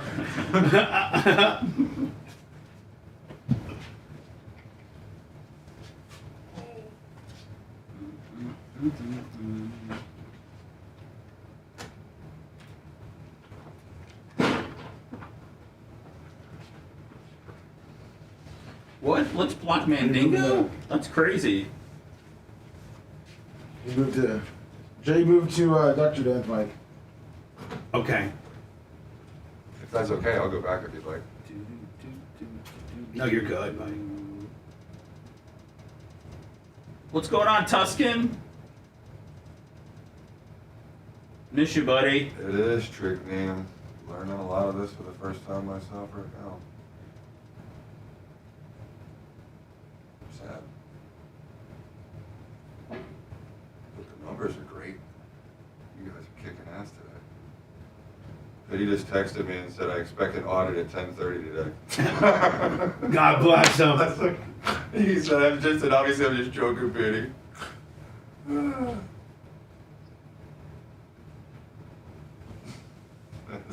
What up, Jay Gator?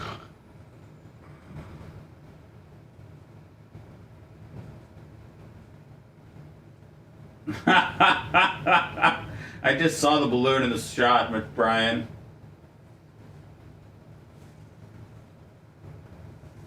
$1.8 thousand on the tube, 2.6 thousand on the rumble. What up, Way to Kabuki? go, everybody. You rage.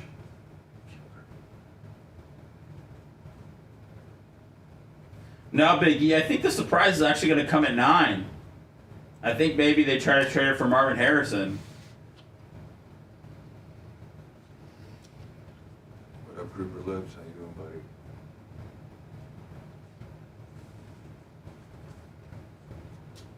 All right, if we get to 1,000 thumbs, Brian said he'll vote for Marjorie Taylor Greene. Even though he's not in her area, he knows people.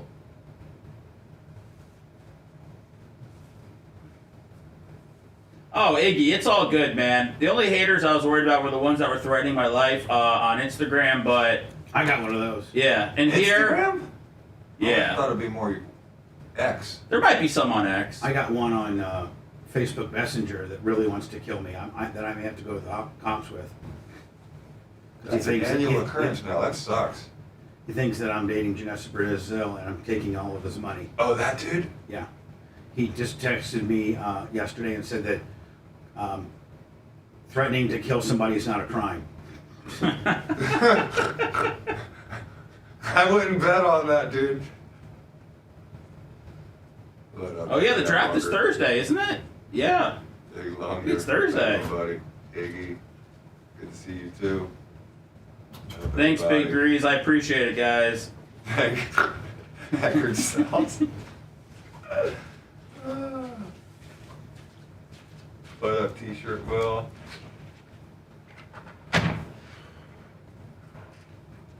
Oh. Did he steal Tyler's I still candy? feel good about being called a snake in the grass and a backstabber. Oh, that's funny, DC123. Cheers to that. Big E, what up, buddy? Master Splinter 44. You're my hero. $5 super chat. Hope you're a great human being. Jay Gator, good morning, buddy. It'd be tough for Anna to go work for Caltha considering she got fired from Cox for making fun of epilepsy.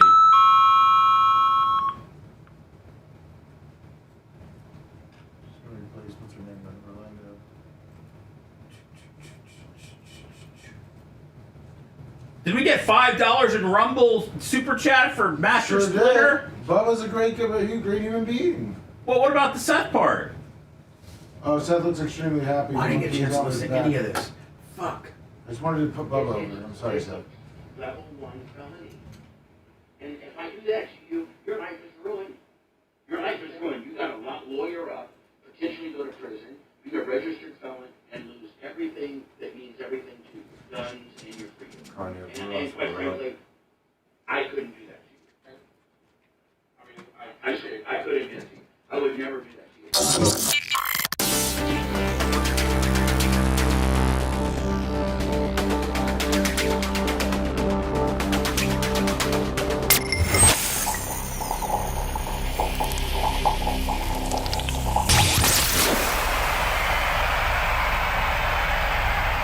He's been more faithful to the Packers than to his own wife. Yes. Welcome back to the Bubba the Love Sponge Show.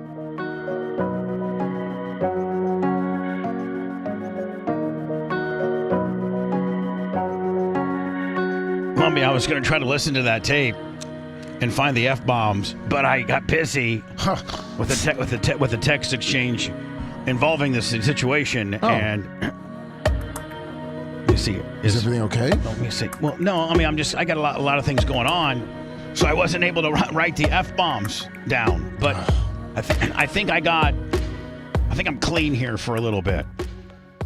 And then I can listen to, at 30, I can listen to it. I think we only have a 30 and a 54 left, right? Yes. Are you sure?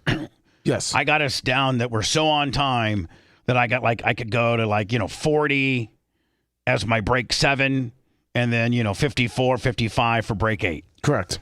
Perfect. That'll give me plenty of time to get through this and then get through what Anna did on Friday and why I fired/asked for her resignation. This is the prequel of her firing. And why maybe looking at her at times, knowing who she lives with, knowing that the phone that she's talking on potentially was bought by me, knowing that her DJ decks that she used potentially was bought by me, computer, car parts, knowing that as she developed a little bit more cynically into a negative personality that the person she dates much was like that as well, and she's becoming, behind her back within my inner circle, I called her Blitz with top by top sops. Blitz with, that's what I was calling her, because she would just, be that negative. Remember, if you remember about Blitz, he always had that negative, try to catch me in some kind of, making me look stupid, catch me in a. If I said something like, hey, man, it was a 54-story building, but really it was 55, Blitz would be he would correct me and stop the flow of the show and things like that. I'd be like, man, if I just make a small little mistake, just let me go. Don't be Johnny Stickler, negative, throw in just stop, just be quiet. He didn't know how to do radio. Probably not. He never been on the radio in his life.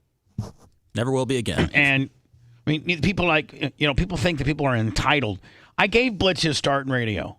I gave Anna her start in monologue-based, long-form talk radio.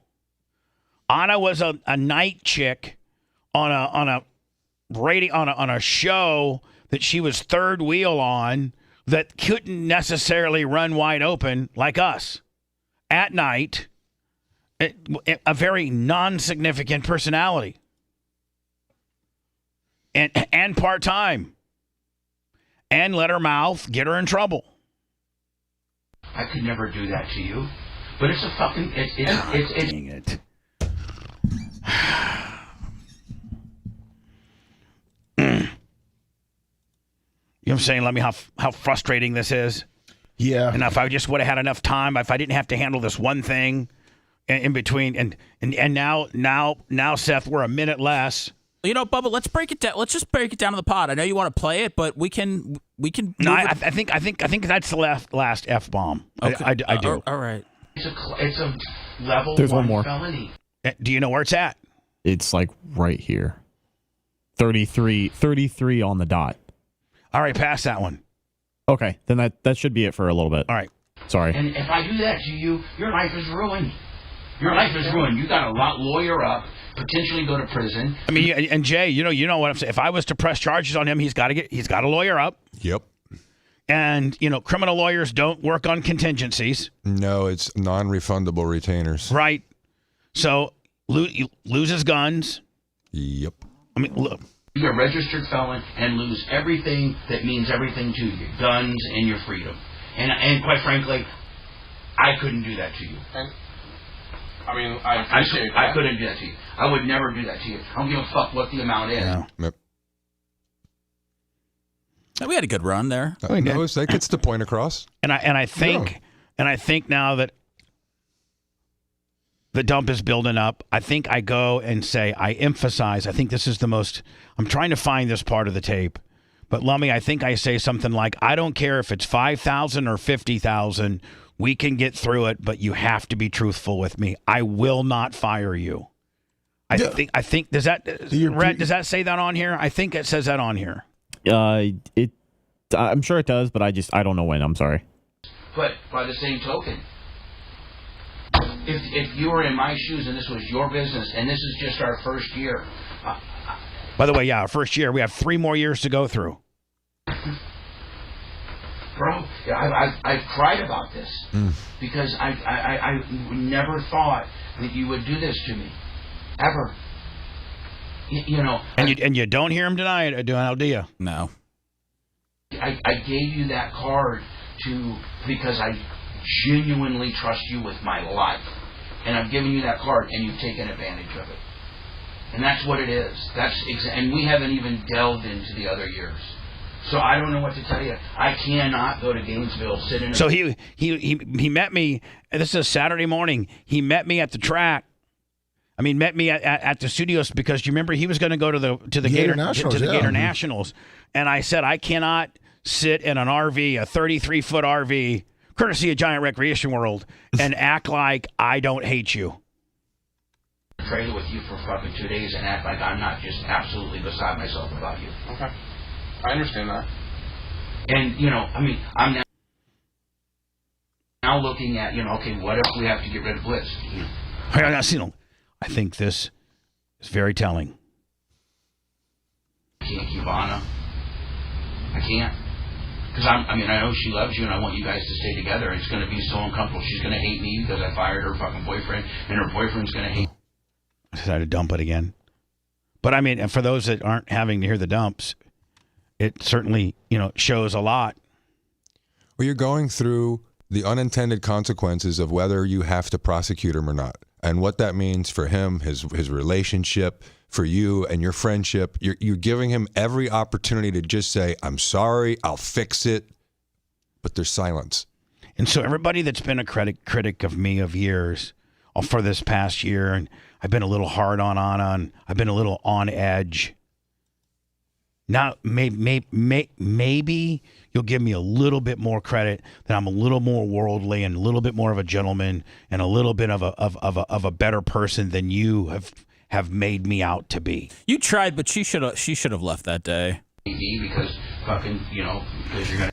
Let's do it on the pod, Bubba. It's ridiculous. You got your point. It's ridiculous. Man, I remember when he came back because he was supposed to go to Gator Nationals, and I was at the house, and what he looked me in the eyes. He's like, "Bubba just has everything confused. He's confused." I asked him why he didn't go, and we already talked. You and me already talked about the whole situation, and he looked me dead in the eyes, and he's like, "Bubba just listening to the wrong people." He's listening to the wrong people, a.k.a. Tom Bean. So how mad does this Tom make you? Bean, hold on. At this point, Tom Bean, your wife, and the merch crick, and my accounting firm. Yeah. I mean, okay, I'm listening to the wrong people over a comforter set, a weight bench, sectional sofa slipovers, tanning goggles, Toyota parts, axle for your Jeep, toilet seats. Did you say tanning goggles? Yes. Okay. Tanning goggles. He never looked that tan to me. Shoes and socks, razors, socks, underwear, V-necks, underwear, jeans, Tyler laundry detergent, pool supplies, home goods, a dipping kit for your four-wheeler parts, seat, one of which was for Reagan, kayak supplies, silver, guns, gold, crypto, one MacBook 14, 5 Apple iPhones, $21,000 at Walmart, and all groceries, all your gas, Ring camera, Blink camera, AirTags, 16-channel security system, 10. And Lummy, you're the owner of where he lived, and didn't you say that he had that thing so camered up, like inside and outside? Inside and outside, everywhere. Every inch was camered up. So I've had to deal with all of that. I hate me, and so I'm fucked. Can I get on the pod? I want to. Okay, Seth, let's move it. I want to, but there's this one payoff that I'm looking for. But people need the auto payoff. Yeah, you got 37 minutes to get to the auto payoff. Yeah, I'm sorry I didn't have this cleaned up for you, Bubba. It's all right. It just kills. because I know it just makes it sound so choppy, but it's so good. We'll go through it on the podcast too, but it's so good. I need it. I need to play this to set up the Anna deal. And then the Anna deal will be the big high spot right and out of the show. I need the clicks, though, for this. You'll get the clicks, bitch. See, I don't steal, but I need clicks. I don't steal, but I need clicks. Follows and likes. Hold on. How do I rectify that? I mean, you rectify this by giving us, first of all, by Monday. I mean, I meet with the IRS on Tuesday. Okay. I have to go. We're meeting in Tom Bean's office. Okay. So I have to have as thorough as a report as I did. And the things that aren't business expenses, like how does that work? I don't like. You own it. You own it. No, I know. And like I said, I was in That's there. the least of my worries. What I told you on Monday or Tuesday, I don't give a fuck what the amount is. And what got beeped out was, I said I don't give an F as to what the amount is, and I think I reiterated, and this is the piece that I'm looking for. And after I get this piece, we can go to words, and I can write down some other ones, or then we'll do the Anna payoff before we leave. And I think you're going to be knowing all this. Now, mind you, the Anna payoff might not have been fireable had this not existed. But I've been living with this for a year. And then when I get... Well, I think Anna's thing showed she didn't want to be here anymore. Well, obviously. Yeah. So, I think when you hear the Anna payoff, and you got it along with this, I think you might potentially agree with my decision on what I did. And just stop threatening our lives on Facebook and just move those threats over to Twitter. Thanks, so we get the impressions. I was going to say, is that what you're going for? Yeah, we need the impressions over. More clicks. Yeah. More clicks. And I just have to fuck. You gotta be honest. Right. If the suction cup mount for whatever you have in your car is not real, I'm giving you. Go from it. I'm giving you one example. Okay. I know the side by side cover is not. No, I know. And I know the fucking I'll eat the iPhone. I guess I told you to get it. But the fucking IP. All right. Jesus Christ, we look stupid.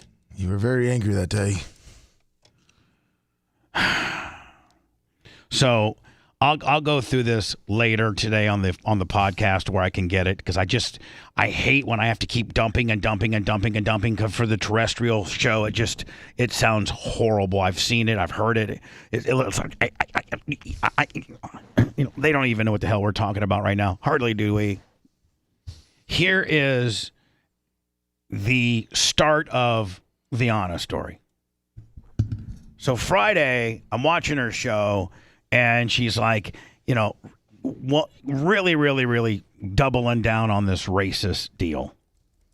That I called her a racist, even though I apologized to her, even though the two people that I were with, the African American men, could care less what you call them. They don't care. They don't care. They're the two coolest dudes in the world. Call them in, and they don't care. They are so. I wish everybody was wired like them, because they just say it like it is. They don't have a filter, and they don't care. They don't care. Anna's racist, man. Who cares, man? That's her right to be racist, man. Whatever. I'm kind of racist. I hate some white people. That's what. Well, I mean, they're not sumo, that's what Rio might say. Yeah.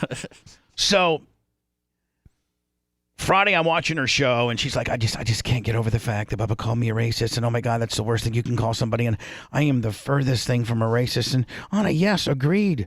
Get over it. We had established that I made a mistake. I should have never called you that.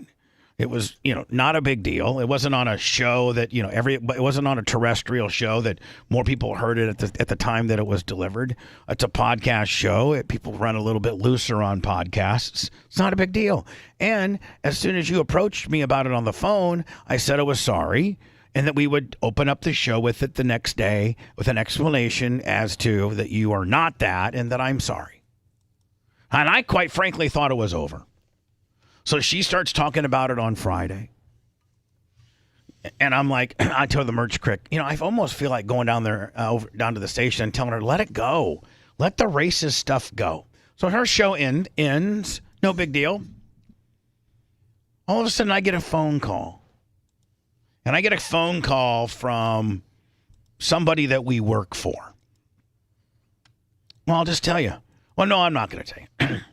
It's a major. It's the president of a radio company. Of a radio company, and he says to me, "Hey, I just got a call from the competition. I'm not going to mention any names, or I don't even want to give the competition I don't even want to give them any real estate as to who they are, because she might end up over there. But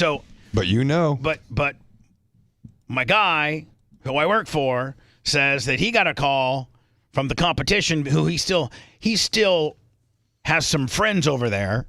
Like Seth, you still got some friends over at the Bone. We don't have to talk about you and John Sending being buddies, but you know what I'm saying. Yeah, of course. You still got some tentacles up in the house, don't you? I got tenties. I hear things. My guy says, I just want to let you know that Anna applied to be we have a morning, one of their stations has a morning co-host situation open. That is on a station that plays 6 or 7 songs an hour and is morning drive. My competition. So she's applying in one of your markets? Yeah, in one of my markets. Not like it's Atlanta. For real? No, for real. Not like it's Charlotte. Not like it's Grand Rapids. But yeah, it was either I'm just going to tell you, between Phoenix, Fort Walton Beach, Ocala, Tampa, and Orlando, she had applied and has applied to be a co-host. No way. On a morning show. Not like San Diego, go home. No. Not going to the other coast and not competing with you afternoons. No. She I always liked her too. Applied for a morning co-host at one of the cities that I'm currently competing in. And I only have 6. So there's only 6 cities in the entire America that she could do something like this and it be a problem. And so I'm like, hold on. She applied for the co-host of a competing morning show against me? And he's like, yeah. And hold on, here's the thing about it. They're calling me, meaning him, because he's the market manager, they're calling me for a reference. They're calling me for a reference, and I told them that she works on the Bubba show, and Bubba's we subcontract Bubba out. He's not an employee of JVC, and you need to talk to Bubba, and so yes. So the guy's like, I can't give her a recommendation or not. You're gonna have to get that from Bubba. But I don't know how, Bubba's going to be, knowing that one of his co-hosts is applying, not to do middays, not to do afternoon drive, not to go do nights, but to do mornings. A lot of people are saying that, did she have a non-compete? Like, none of us have contract, but when you start to go look for other jobs, especially ones that are a step down and pay $32,000 a year and is in a much smaller market, like it just shows that you don't want to be here anymore, compounded with everything that we, played from Blitz earlier on the show and why it was starting to wear on Bubba. And so, I call her and I say, hey, Anna, is there something I need to know is there something that I need to know about that you've just participated in? You gave her a chance too? Oh, no. Yes, exactly. Just like you gave Blitz a chance? And I even recorded it. I know I can't use it because it's a 2-party state, but I recorded it on my phone so that I have a record of it. And I said, hey, is there something she's like, hello? I'm like, is there something that I need to know about with regards to, radio? And she's like, no. And I go, Anna, and again, this is all on tape. I go, Anna, realize I've been in radio for 40 years and I pretty much know everybody. It's a small business when you get down to it. Is there something that you need to tell me? And she says, no, So then I said, okay, well then did you apply to be the co-host at blah, blah, blah, blah, blah, blah, blah, to do mornings? And do you realize that that's my direct competition? And she said, oh yeah, I have done that. But haven't really heard back from them or anything yet. And, I'm just trying to keep my options open because I've kind of got a weird feel lately about the show. And you and her just talked last week, right? And a very good talk. In fact, you guys had a show about how good. Wasn't the Two Live Jew show much about our talk? Didn't she, I think, explain to you that she thought the talk went well? Yes. Yeah. So it did go well. Now, mind you, I employ Anna with her little quirks and the things that she does because I think she's a huge asset to the show. But I've been employing her for the last year, knowing who her significant other is, and probably at times resenting her for it. So then she goes to me. She says, "Yeah, I have, but I haven't heard back." And I go, "Well, I've heard back." I've heard back enough to know what's going on, and I talked to Tom, I talked to Tom Bean, I talked to Larry, talked to Tara, and I talked to Dan. And after she admitted that she had done that and my intel was correct, I said the following things: I want you to get this job. So what do you think would better you and your standing as potentially getting this job, having you resigning from me or me immediately firing you? An immediate firing or you resigning, which one do you think bodes better with regards to you getting this job? And she's like, well, regretfully, probably the resigning. So I say to her, okay, send me something that I can post because this is going to be a shiz storm. Because I'm going to put it up on X and I'm going to put it up on Facebook, so it's going to be a crap storm. So send me this resignation, please. Then she's like, well, when can I come pick up my stuff? And I'm like, listen, I'll gather your stuff and text you next week when you can pick it up. She's like, well, I got my headphone. You mean probably headphones that Blitz bought from, they're probably deep down my headphones. At the end of the day, I'm just going to go ahead and give her headphones because I don't want any problems. But it's probably from. At the end of the day, I got I got 3 bankers' books worth of stuff here. You don't think that probably I bought those headphones? Yeah. Right? Yeah, probably. At the end of the day, I probably have bought all. Have you guys, are any of your headphones your own? Or are they just the stations? Mine. Yours just are Dan's gold. Well, so yours, Lummy, are yours? Yep. But Seth, those are mine. Yes, sir. And she says, and so I'm like, I'll tell you when you can come by. So that's her part of this is very simple. I'm old school wise, I'm not going to allow that to happen to me. I'm just not. I'm not going to allow you to go apply for a co-host morning job. And you know what? You can apply anywhere you want, but not Phoenix, Fort Walton Beach, Ocala, Tampa, or Orlando are the only lockout markets that you have in your career that I have zero tolerance for you to apply. Now listen, within those markets I just mentioned, if it was afternoons or nights, man, I'll help you.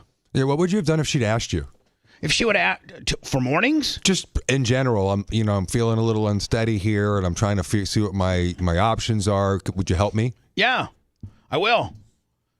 Because I did that to my first boss. But not on a station that's morning drive in my market. In radio, and I don't know what it's like in other businesses, but in radio, from what I've seen, normally when you start looking for another job because of how small the business is, and it's always been, you normally want to tell your boss because there's always a chance that I could make it back, and it could be to your detriment. Like I remember when I was at Cox and the Bone, and I had an interview out in L.A., and I was very honest with them, and I told them, and they let me go and acted like they wanted me to better myself, but they held it against me, and they were like, we see that he doesn't necessarily want to be here anymore, and that was the case, So I feel like you have to be honest. I also worked on a show where a girl said she was going on vacation for a couple of days to see a friend, and then she ended up doing an on-air tryout in Vegas, and people were sending us the audio for on-air tryout. So, but hold on here, and I agree with you. But on neither one of those situations did Cox have even a station in that market.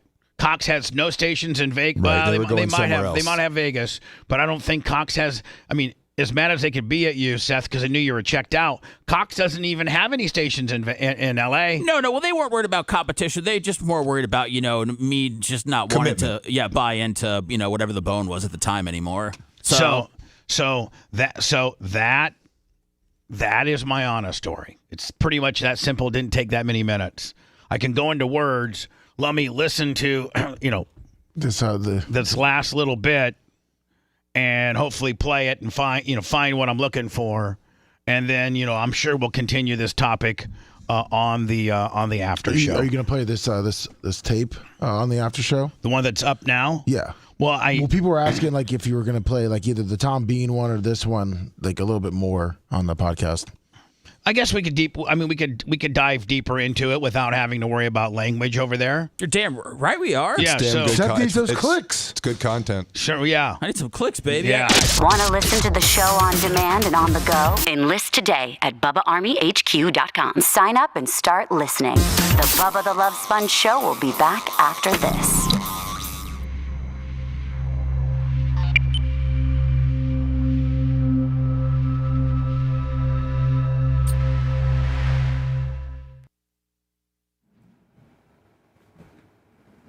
I need the clicks, baby. You should have heard how we were originally going to do this. We were just going to talk about Blitz on the podcast. How would have that worked out? It would have been a 3.5-hour show. Just be honest, because chances are get through. The number may be scary, but the scarier number gets you further with me than the incompleteness in mine. Okay, just be honest. I know the fucking easy curl. What up, Hoss? What up, Tim? I knew when I started back here about it.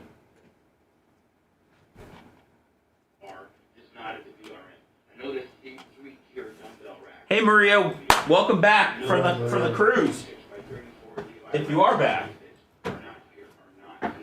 Don't fucking. So, and I'm not like trying to make whatever, but on that one, part of the payment on that was a gift card, and that was not included on mine. I'm just. But give me a description. I got you. I mean, so that I can, and don't be afraid of how bad it really is. That's better for you than me having an incomplete form. You said it earlier. We potentially could work through this. I don't want to put It is Camper Scott. That's the.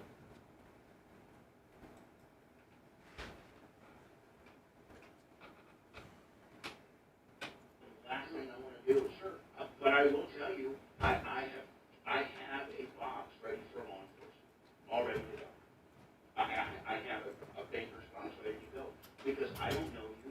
I don't know how mad you're going to get at me. I don't know what your capabilities are. I don't hate you at all. But you understand how uncomfortable the situation is. Absolutely, I do. I totally get it. Do you think I want to be here right now? No, nor do I. But and I understand. It's this my is fault. your doing. I'm not saying it's not. And I just want you to be honest with me. I mean, it's almost like when your dad told you, if you fucking be honest with me, you won't get an ass whipping. If you aren't honest with me, you're gonna get an ass whipping. Yes, it does. No, I understand that. And I told you, I'll make it right. Whatever the number is, I'm not worried about that. No, I know that. But I'm saying going forward, I'm not trying to screw you or nothing. I'll You make it have. You screwed me. so, unknowingly. Fine.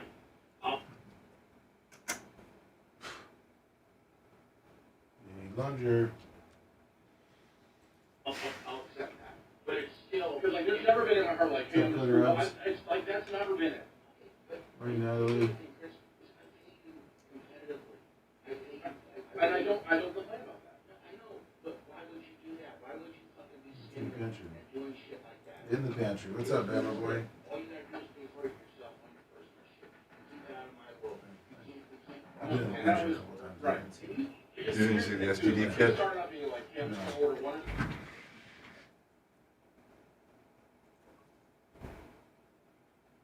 Two things, not. I mean, Honestly, this is like heartbreaking to me, 'cause I knew. what happened, but I never saw the video. So to see the video and I put myself in that situation of pity, it's perfect. We started getting more money, and you're like, hey, Your face at the very end. for me, I never told you that.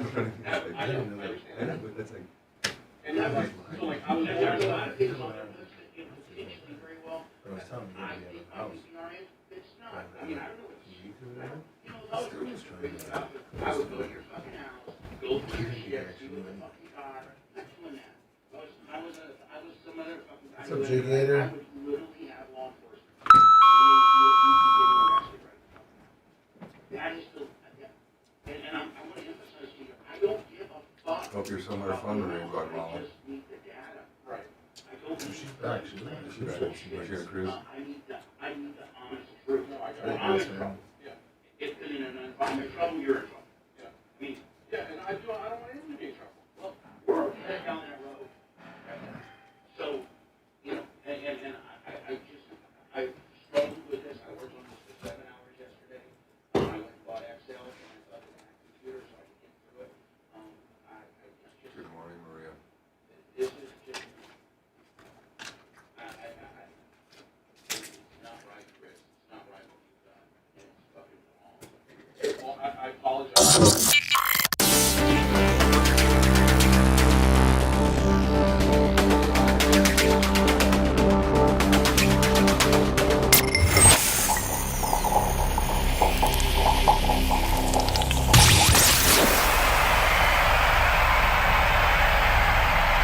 After the show, make sure to check out BubbaArmyHQ.com. It's all things Bubba 24/7. And now back to the BRN.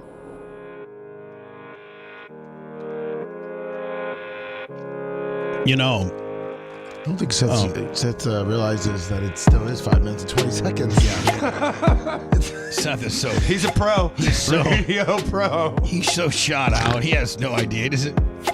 He's still. Hold on. He's still not back. He's still not back. Did he leave too? He's doing cartwheels in the parking lot right now. I think he might be doing like a Blues Brother type cartwheel. He might be locked out. We're going to get him. Oh yeah, you know what? He forgot. He forgot the door code. I couldn't get it because we either. changed the door code. I got to write that down too. It's easy to remember. Yeah, if you can remember it. I couldn't. I got to rewrite it. What happened? We've been on the air for like 4 minutes. Dude, nobody would let me in. I forgot. What? Okay. You forgot the door code? I don't even know the door code. We've been leaving the door open all day. Well, that's not very secure for that guy that's trying to kill me. Well, I know, but we can't leave the door open. Now we have, what about Anna and Blitz that come in here and try to kill us? I know. Well, that's why I was trying to get in so quick. You don't think Blitz is mad as hell and is not set up 300 yards across the street? Ready to pick me off at any time? Well, I mean, that's what I'm most afraid of. One of the reasons why I didn't put him in jail is because he's so electronically gifted that I figured he'd, kill me. Well, Bubba, here's the thing. So troll me up. I forgot the code. I don't even know the new code. Were you pounding on the door? I was pounding on the door. Then I went up front, and then I went to the back where the Jiffy Lube station is, and that door opens like halfway. No, it didn't open at all. It's deadbolted. It just barely kind of Well, the whole thing except the deadbolt. So I was like thinking about ripping the deadbolt, but then there was a doorbell. You can't get through that deadbolt. Bubba. So there was a doorbell. Get out of here. So I hit the doorbell 2 times. Right. And nothing happened. Does it ring anywhere? What's that? $10. Where does that ring? I heard a ring in the back. All right, so listen, buddy, just it chill didn't out. ring in here. Yeah, we heard that too. We were trying to figure out where that was. I was like, I've Seth, never heard that noise maybe we before. need to, just make sure you just learn the door code. Okay. All right. I just sent it to him. It was a long weekend, Bubba. Sorry. All right, so I got a couple spots. This is me and the Blitz interview that I did, and I tried like hell to keep them. And I'm going to play a few excerpts, but the majority of it, Seth's going to be on, Bubba Army. I'm sorry, the Bubba the Love Sponge Show uncensored podcast, available wherever you get your podcasting. Bubba Army HQ, Spotify, iHeart, iTunes, Google Play, Apple Music, Spotify again. Again, just type in the Bubba Army. And you can download today's podcast. I'd say it'd be up by 1 o'clock today, Seth, maybe? I'll upload it from here. As soon as we're done, I'll upload it. Right. Because I know people want to hear it. Here is, so I've not been checking chat, But I will tell you, I don't know if you, but this is very therapeutic for me. I'm nervous because I'm still contemplating on whether to file charges on Blitz or not. I got 2 more years. There's 3 years of statute of limitations on that. So I have 2 more years. Well, a year and 11 months to file charges on him for the amount of money that he embezzled. And I've been, everybody from Steven to Tom Bean has an opinion about that. Maybe it didn't make sense last year while his girlfriend still works here. I don't want him to. It would have certainly disrupted her life, would it not? For sure. So I didn't, but I might now. But I might. I mean, I've not really looked at chat. What would chat do? You guys are monitoring chat. Maybe you guys can tell me. They seem to be overall supportive. Yeah. And there's another guy says, "Let it go, buddy." Okay. Let it go or tell the story. No, I mean, I'm telling the story. Yeah. I'm not going to refer back to this. This is going to be like one of those Hogan deals where I refer. I've gotten over the fact I'm never going to get this money back. In fact, you guys can't tell me to get over it because I've kept this pretty well under wraps for an entire year and employed her for a year. So don't anybody. No, but I think don't anybody that. Don't anybody think that you can get mad at me about this. No. I don't think anybody can be mad at me. Let me correction. Yeah, he wasn't saying, he was saying, like, get it off your chest, Bubba. Say it right now. Say it. Like, air it out. Yeah, like, let it go. Let it go. Exactly. And here's the deal, man. I mean, I come in here every day, and I have to act like I like people, and I do good shows. I try my very best, and there's all types of personality. Like, look at Dan's different than Seth, is different than Lummy, is different than Rhett, is different than Macho Man, is different than Anna.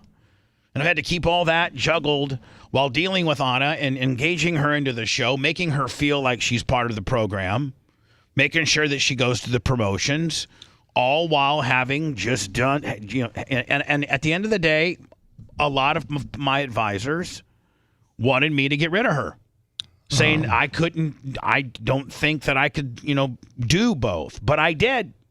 Chad is pretty much, this is the first time I've ever seen him agree with you 100%. Yeah. Everyone agrees that they said you should prosecute him. Here we go.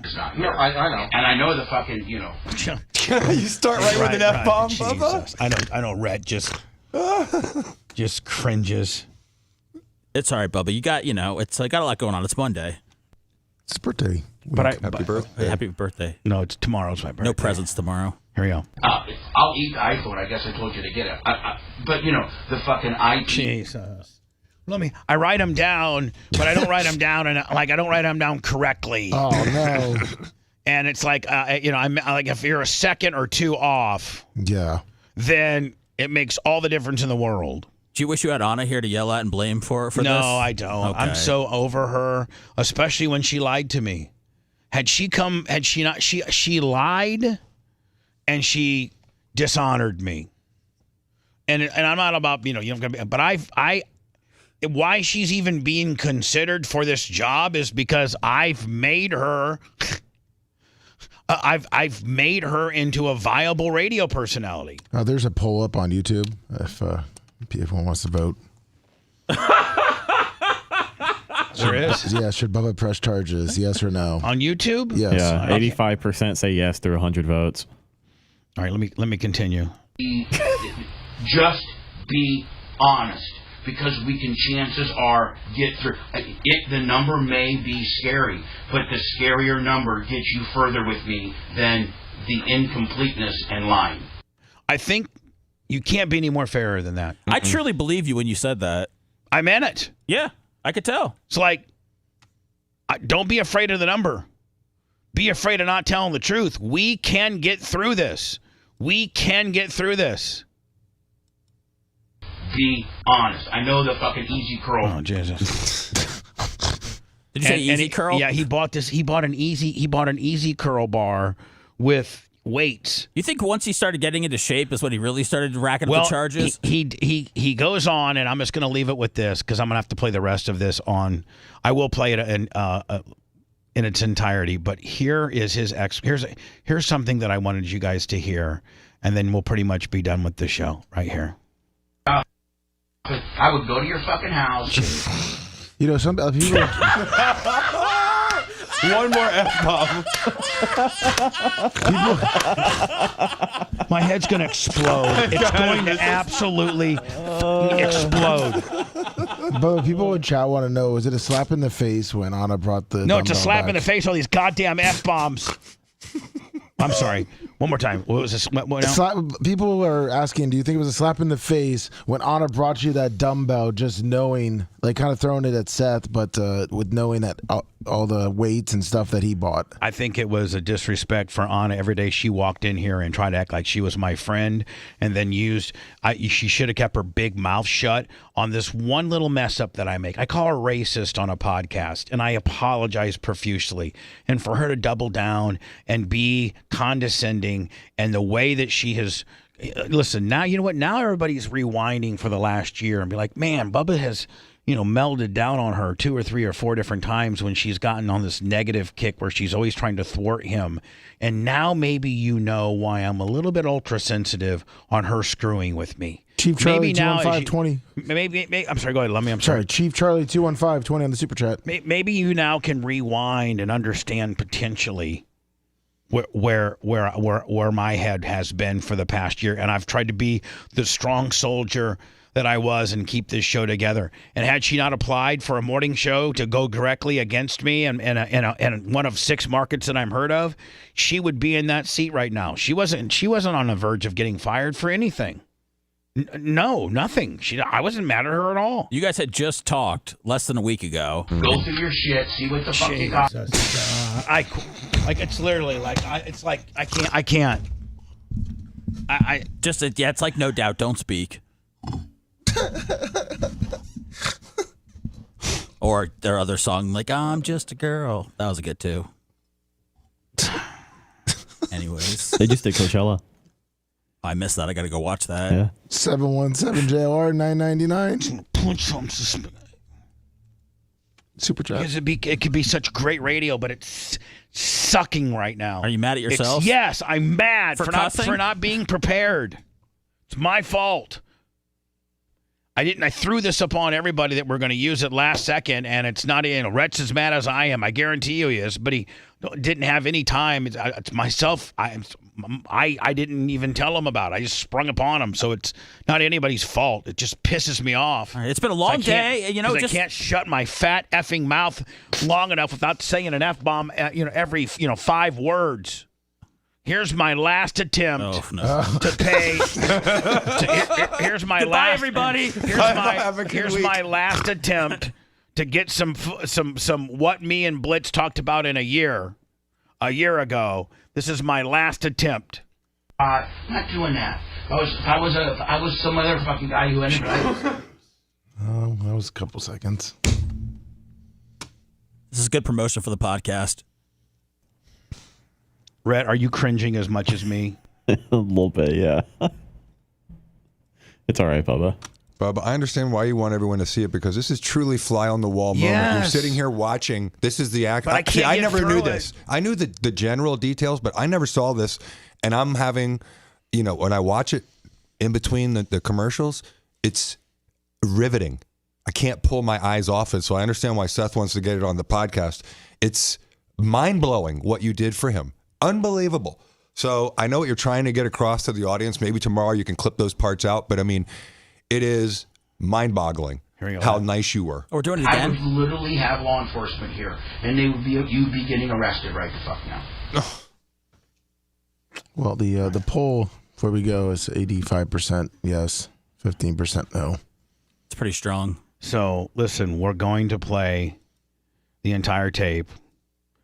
It's 45 minutes long, and we'll just let it rip from everything. We'll just let it rip. Oh, well, I got to see my family today, Bubba. It's got to do. Get here at some point. It's only so many clicks you can get in a day. 45 minutes, we're gonna let it rip. I love you, man. I would never do anything like this to you. Well, now you know why Danny has this blind love for Bubba, and Bubba has this blind love for Danny and for us, because we would never, ever, especially over money, do anything like this to Bubba. Never. And so now you guys know about the Blitz stuff. And now you know why I fired Anna. And the state, you know what? I'll just wait and do this all on the podcast, because she sent me back what she wanted me to publish, and it was just basically, you know, a self-promotion that she didn't do anything wrong kind of deal. It was really like a LinkedIn post. And I literally have to be quiet for like 5 seconds now so I can get the dump built up so before I hit the top of the hour. So we literally got to be quiet.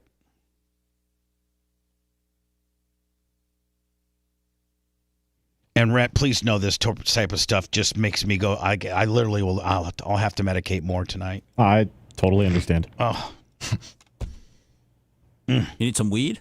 no, I got that. Yeah, there you go. Xanax?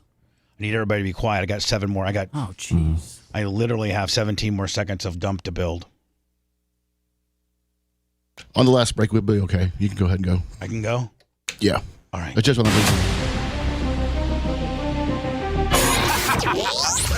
Thanks for letting me finish. You've been listening to the Bubba the Love Sponge Show, starring me, Bubba the Love Sponge, co-host and show historian Lumet, Co-host Dr. Dan Diaco, Esquire of Council. Co-host J. Diaco Esquire, the Spitting Cobra of Council. Rhett, the filthy ginger video editor. Yeah, back here wiring up. It's Mini Macho. the BRN agent, Thomas Buttoned Up B. And for everything else, go to thebubbaarmy.com. Now, time for the legal disclaimer. Exactly. The Bubba the Love Sponge Show is intended solely for the enjoyment of our listening audience. Any rebroadcast, retransmission, or other use of this show without express written consent of the Bubba Radio Network is prohibited. We must dissuade him of this delusion. Until next time, always remember. I repeat hello.